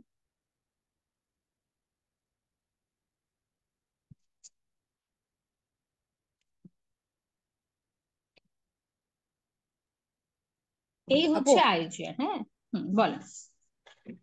আপু সিমেট্রিক্যাল আইজে অনেক সময় দেখা যায় কনজেনিটাল অ্যানোমালি থাকে, ম্যালফরমেশন থাকে, ওটা তো যদি কম্পাটেবল উইথ লাইফ হয়, তাহলে আমরা কি এরকম মানে মনিটরিং করে করে কি 30 থেকে 32 উইকস এর মধ্যে ডেলিভারি করাবো?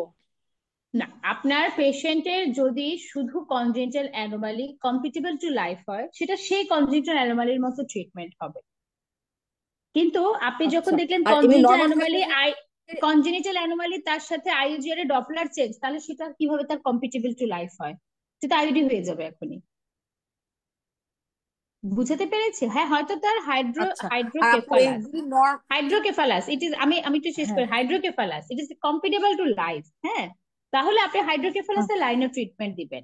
কিন্তু হাইড্রোকেফালাসের সাথে যদি পেশেন্ট, হাইড্রোকেফালাস তো অনেক কারণে হয়, তার মধ্যে একটা হচ্ছে ক্রোমোজোমাল অ্যাবনর্মালিটি। হ্যাঁ, তো ক্রোমোজোমাল অ্যাবনর্মালিটির কারণে যে হাইড্রোকেফালাসটা হয়েছে যে পেশেন্টের, সেটা তো আপনি ডপলারে চেঞ্জ পেয়ে যাবেন, সেটা তো আপনি কোনোভাবে আর তখন কম্পিটেবল টু লাইফ হবে না।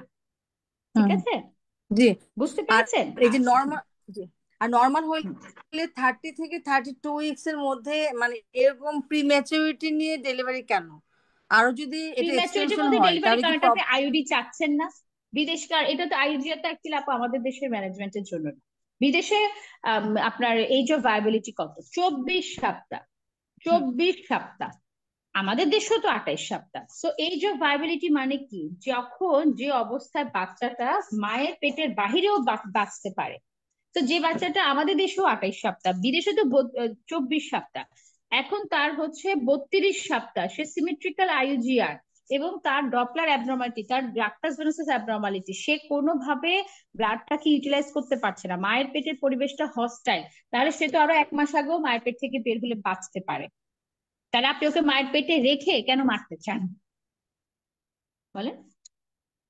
না ওই প্রি যে ম্যাচুরিটি এখানে প্রি নর্মাল ম্যাচুরিটি হলে আপনার গণ্য হবে নাকি এখানে আপনি বাচ্চাটাকে ম্যাচিউর করার জন্য পেটে রেখে দিতে চান, নাকি ওর এই হস্টাইল পরিবেশ, ওর মায়ের পেটে যে হস্টাইল এনভায়রনমেন্ট ওর, হ্যাঁ, কোনো ব্লাডই সে ইউটিলাইজ করতে পারছে, বরং তার এখন এক্সট্রা সাপোর্ট দিয়ে তাকে বাইরে রাখা দরকার, হ্যাঁ, তাহলে আপনি আর মায়ের পেটের ভিতরে তাকে কেন রাখতে চাইবেন বলেন? না ডাক্তার ভার্সাস নর্মাল বললেন যে নর্মাল হলে 30 থেকে 32 উইকস এর মধ্যে আমরা ডেলিভারি করাবো, হ্যাঁ, এটা সেটা এটা বললাম। হচ্ছে যেগুলো 32 সপ্তাহের কম সিমেট্রিক্যাল আইজিয়া, সেগুলো সাধারণত দেখা যায় যেগুলো আপনার খুব আর্লি অবস্থা হয়। 32 সপ্তাহের কম বলতে আমি এখানে বুঝতে চাচ্ছি আরো অনেক কম হবে, হ্যাঁ, ধরেন 26 সপ্তাহ 27 সপ্তাহ, যেখানে ওদের দেশের জন্য এটা এইচ অফ ভায়াবিলিটি ওটার জন্য ঠিকই আছে, হ্যাঁ, কিন্তু তার সব ডপলার তার অ্যাবনর্মাল আসছে, এবং ইভেন আম্বিলিক্যাল আর্টারিতেও যদি দেখা যায়, সরি, ইভেন ডাক্তার জেনাসিসে যদি দেখা যায় নর্মাল, তারপরেও দেখা যায় যে এগুলো 30-32 সপ্তাহে যদি আপনি ডেলিভারি করে বের করে ফেলেন, তখন বরং ফিটাল ফেটটা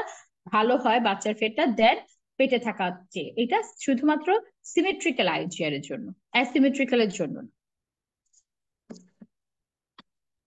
আচ্ছা আচ্ছা। আচ্ছা, আর কোনো প্রশ্ন আপুদের? আপু, sequence of Doppler change in FGR, ওটা তাহলে কি হবে আপু? মানে এরকম একটা প্রশ্ন সিকোয়েন্স অফ ডপলার জিজ্ঞেস। চেঞ্জ ইন এফজিআর, সেটা হবে আপনার আম্বিলিক্যাল আর্টারি, আম্বিলিক্যাল আর্টারি থেকে middle cerebral artery, middle cerebral artery থেকে ডাক্টাস ভেনুসাস, আরো উপর থেকে গেলে ইট্রিয়ান আর্টারি, আরো তারপরে আম্বিলিক্যাল আর্টারি, এরপর হচ্ছে মিডল সেরেব্রাল আর্টারি, এরপর হচ্ছে ডাক্টাস ভেনুসাস। এটা হচ্ছে সিকোয়েন্স। এটা প্রেডিকশন, এটা ডায়াগনোসিস এন্ড ম্যানেজমেন্ট, আর একটা এই দুটো মনিটরিং। ম্যানেজমেন্ট, এটা কোনো ডায়াগনোসিস না, এটা প্রেডিকশন। এটা প্রেডিকশন, এটা ডায়াগনোসিস, আর এটাও তো ম্যানেজমেন্টের ইন্ডিকেট করে, হ্যাঁ, এটা দিয়ে তো আমরা ভাগ করে ম্যানেজমেন্ট গুলো করে, আর এই দুটো হচ্ছে টোটাল ম্যানেজমেন্ট।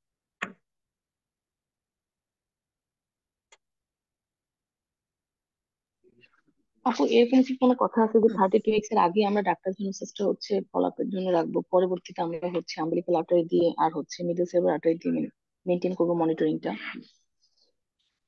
না, 32 সপ্তাহের কম হলে না, কখনোই আপনি ডায়াগনোসিসটা আম্বিলিক্যাল আর্টারি ছাড়া করতে পারবেন না। আম্বিলিক্যাল আর্টারি করতেই হবে, সেটা 32 সপ্তাহের কম হোক, 32 সপ্তাহের বেশি হোক, না আপু, হ্যাঁ। ওই যে ডাক্তার ভেনোসাস আর মিডিয়াল সেরেব্রাল আর্টারি, মানে এরকম কি কোনো কথা আছে যে মানে 32-এর পরে আর মনিটরিং এর জন্য হচ্ছে ডাক্তার ভেনোসাস না দেখে মিডিয়াল সেরেব্রাল আর্টারিটাই দেখবো?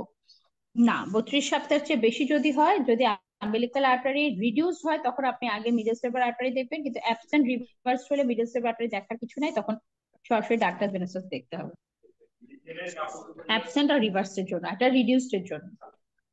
আচ্ছা, থ্যাংক ইউ আপু। আচ্ছা। আপু রিডিউস হলে মিডল সেরেব্রাল আর্টারি করব, তারপরে যদি হুম। মিডল সেরেব্রাল আর্টারিতে অ্যাবনর্মালিটি আসে তাহলে আমরা ডাক্তার ভ্যানাসিস করব। না, এটাই বুঝেছি নাকি আপু? যদি না আপনি না না, রিডিউস যদি আম্বিলিক্যাল হয়, আর্টারি হ্যাঁ রিডিউসড রিডিউস। হয়, আম্বিলিক্যাল আর্টারি যদি রিডিউস থাকে, আপনি মিডল সেরেব্রাল আর্টারি করবেন, সেটা অনুযায়ী আপনি আপনি ট্রিটমেন্ট দিবেন, হ্যাঁ। কিন্তু ওই যে প্রতিদিন হ্যাঁ আপনি তো তখন কি করছেন, সপ্তাহে 2বার করে, প্রতি সপ্তাহে আপনি ডপলার করছেন, সেই ডপলারে যদি আপনি পেয়ে যান যে সেই ডপলারটা চেঞ্জ হয়ে আম্বিলিক্যাল আর্টারিটা অ্যাবসেন্ট অথবা রিভার্স হয়েছে, তখন আপনার মিডল সেরেব্রাল করা দরকার, তখন আপনি ডাক্তার ভেরিফাই করবেন। কিন্তু যদি এরকম হয়ে থাকে যে এটা হচ্ছে রিডিউস এবং এখানে চেঞ্জ, এটা রিডিউস, এটা এখানে চেঞ্জ, তখন আপনার তো আর ডাক্তার ভেরিফাই করার দরকার নেই। না এই জন্য আপু, একটা মিডল ছক টাকা, সেরেব্রাল আপনার আর্টারি যদি ছকটা চেঞ্জ লিখে, হয়, হ্যাঁ, মিডল চেঞ্জ সেরেব্রাল হলে আর্টারিতে চেঞ্জ কি হয়, করব? হ্যাঁ, হ্যাঁ হ্যাঁ, চেঞ্জ মিডল হলে ডেলিভারি, কি মিডল সেরেব্রাল সেন্ট্রালাইজেশন আর্টারি যদি চেঞ্জ, হয়? মিডল সেরেব্রাল আর্টারিতে হ্যাঁ চেঞ্জ হলে ডেলিভারি করতে হবে। ওই যে বলা আছে, মিডল সেরেব্রাল আর্টারি যদি চেঞ্জ আসে, অথবা হ্যাঁ 37 সপ্তাহ হয়ে যায়, অথবা 34 থেকে 37-এর মধ্যে সপ্তাহের মধ্যে আপনি স্ট্যাটিক গ্রোথ পান, দেন আপনি টার্মিনেশন অফ ও প্রেগন্যান্সি। আচ্ছা আচ্ছা আচ্ছা এই আচ্ছা। 3টা ফিচার, রিডিউসড এর 3টা ফিচার, হ্যাঁ। আপু, রিডিউসড হলে কি অ্যাডমিশন হবে? ম্যাডামের বই তো রিডিউসড হলে অ্যাডমিশনের কথা বলেনি, মনিটরিং করতেছে। অ্যাডমিশন রিডিউসড অ্যাডমিশন, আপনার আম্বিলিক্যাল আর্টারিতে চেঞ্জ মানে অ্যাডমিশন। এটা ফিরোজা বেগম ম্যাডামেরই পড়ানো আমাদের, ওনার বই বই লেখার অনেক আগে উনি এই লেখবেন নিয়েছে, মনে হয় কোভিড এর মধ্যে। না আপু, বইয়ে হচ্ছে আপু আপনার ইয়ে লেখা হ্যাঁ, আছে যে হচ্ছে কোন বইয়ে? অ্যাবসেন্ট আর রিভার্সে অ্যাডমিশন। কোন কোন বইয়ে? ম্যাডামের বইটাতেই আপু, ওই চার্টটা যেটা না আছে না, ওখানে রিডিউসড হচ্ছে। আপনাকে অ্যাডমিশন করতে হবে, রিডিউসড অ্যাডমিশন। অ্যাবসেন্ট রিভার্স তো আপনি টার্মিনেশনই হয়ে যাবে। অ্যাবসেন্ট অথবা রিভার্স হলে তো সেটা যে কোনো সময় টার্মিনেশন হবে, রিডিউস আপনাকে অ্যাডমিশন করতে হবে। ডপলারে চেঞ্জ মানে আপনি অ্যাডমিশন।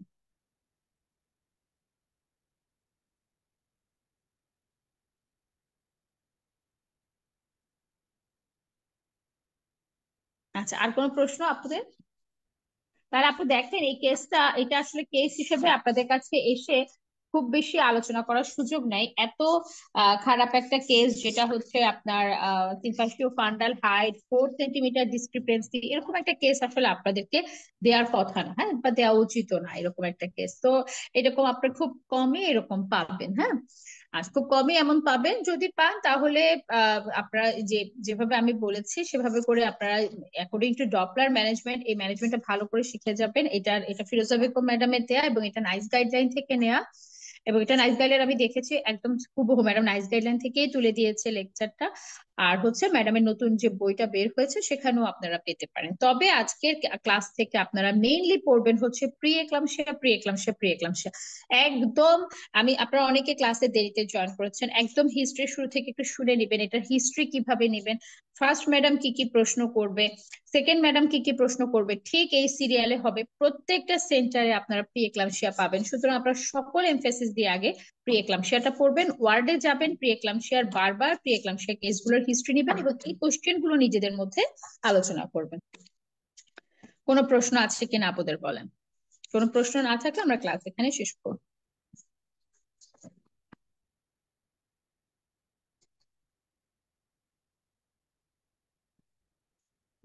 আচ্ছা আপু, আপনাদের যদি কোনো প্রশ্ন না থাকে আমরা ক্লাস এখানে শেষ করছি। ইনশাল্লাহ নেক্সট ক্লাসটা শুক্রবারও আমি আমি আপনাদেরকে ডেট বলে দিব, শুক্র শনি বা রবিবারের মধ্যে যে কোনো সময় একদিন হবে। আচ্ছা, থ্যাংক ইউ আপু।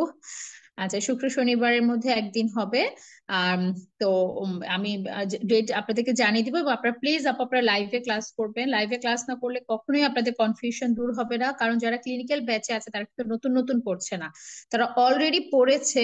কোথাও না কোথাও তাদের কোথাও কনফিউশন রয়ে গেছে, কোথাও না কোথাও তাদের কিছু জায়গা ভুল হচ্ছে বারবার, যেটার কারণে ক্লিনিক্যাল ব্যাচে যারা ভর্তি হয় তাদের সকল প্রিপারেশন হয় শেষ, অথবা তাদের পরীক্ষা একবার খারাপ হয়েছে এরকম থাকে। সো আপনাদের কোন জায়গাটাতে প্রবলেম হচ্ছে সেটা আপনারা কখনোই রেকর্ডেড ক্লাস করলে এটা আপনারা বুঝতে পারবেন না, হ্যাঁ। এই জন্য আপনাদের লাইভে ক্লাস করতে হবে। আমি আপনাদেরকে আহ্বান জানাই, একদিন আগে তো আপনারা জেনে যান কোন সময় ক্লাসটা হয়, যে কোনো ভাবে একটু টাইম ম্যানেজ করে হলে আপনারা লাইভে ক্লাস করার চেষ্টা করবেন, ঠিক আছে? সবাই ভালো থাকবেন, নেক্সট ক্লাসে দেখা হবে। আল্লাহ হাফেজ।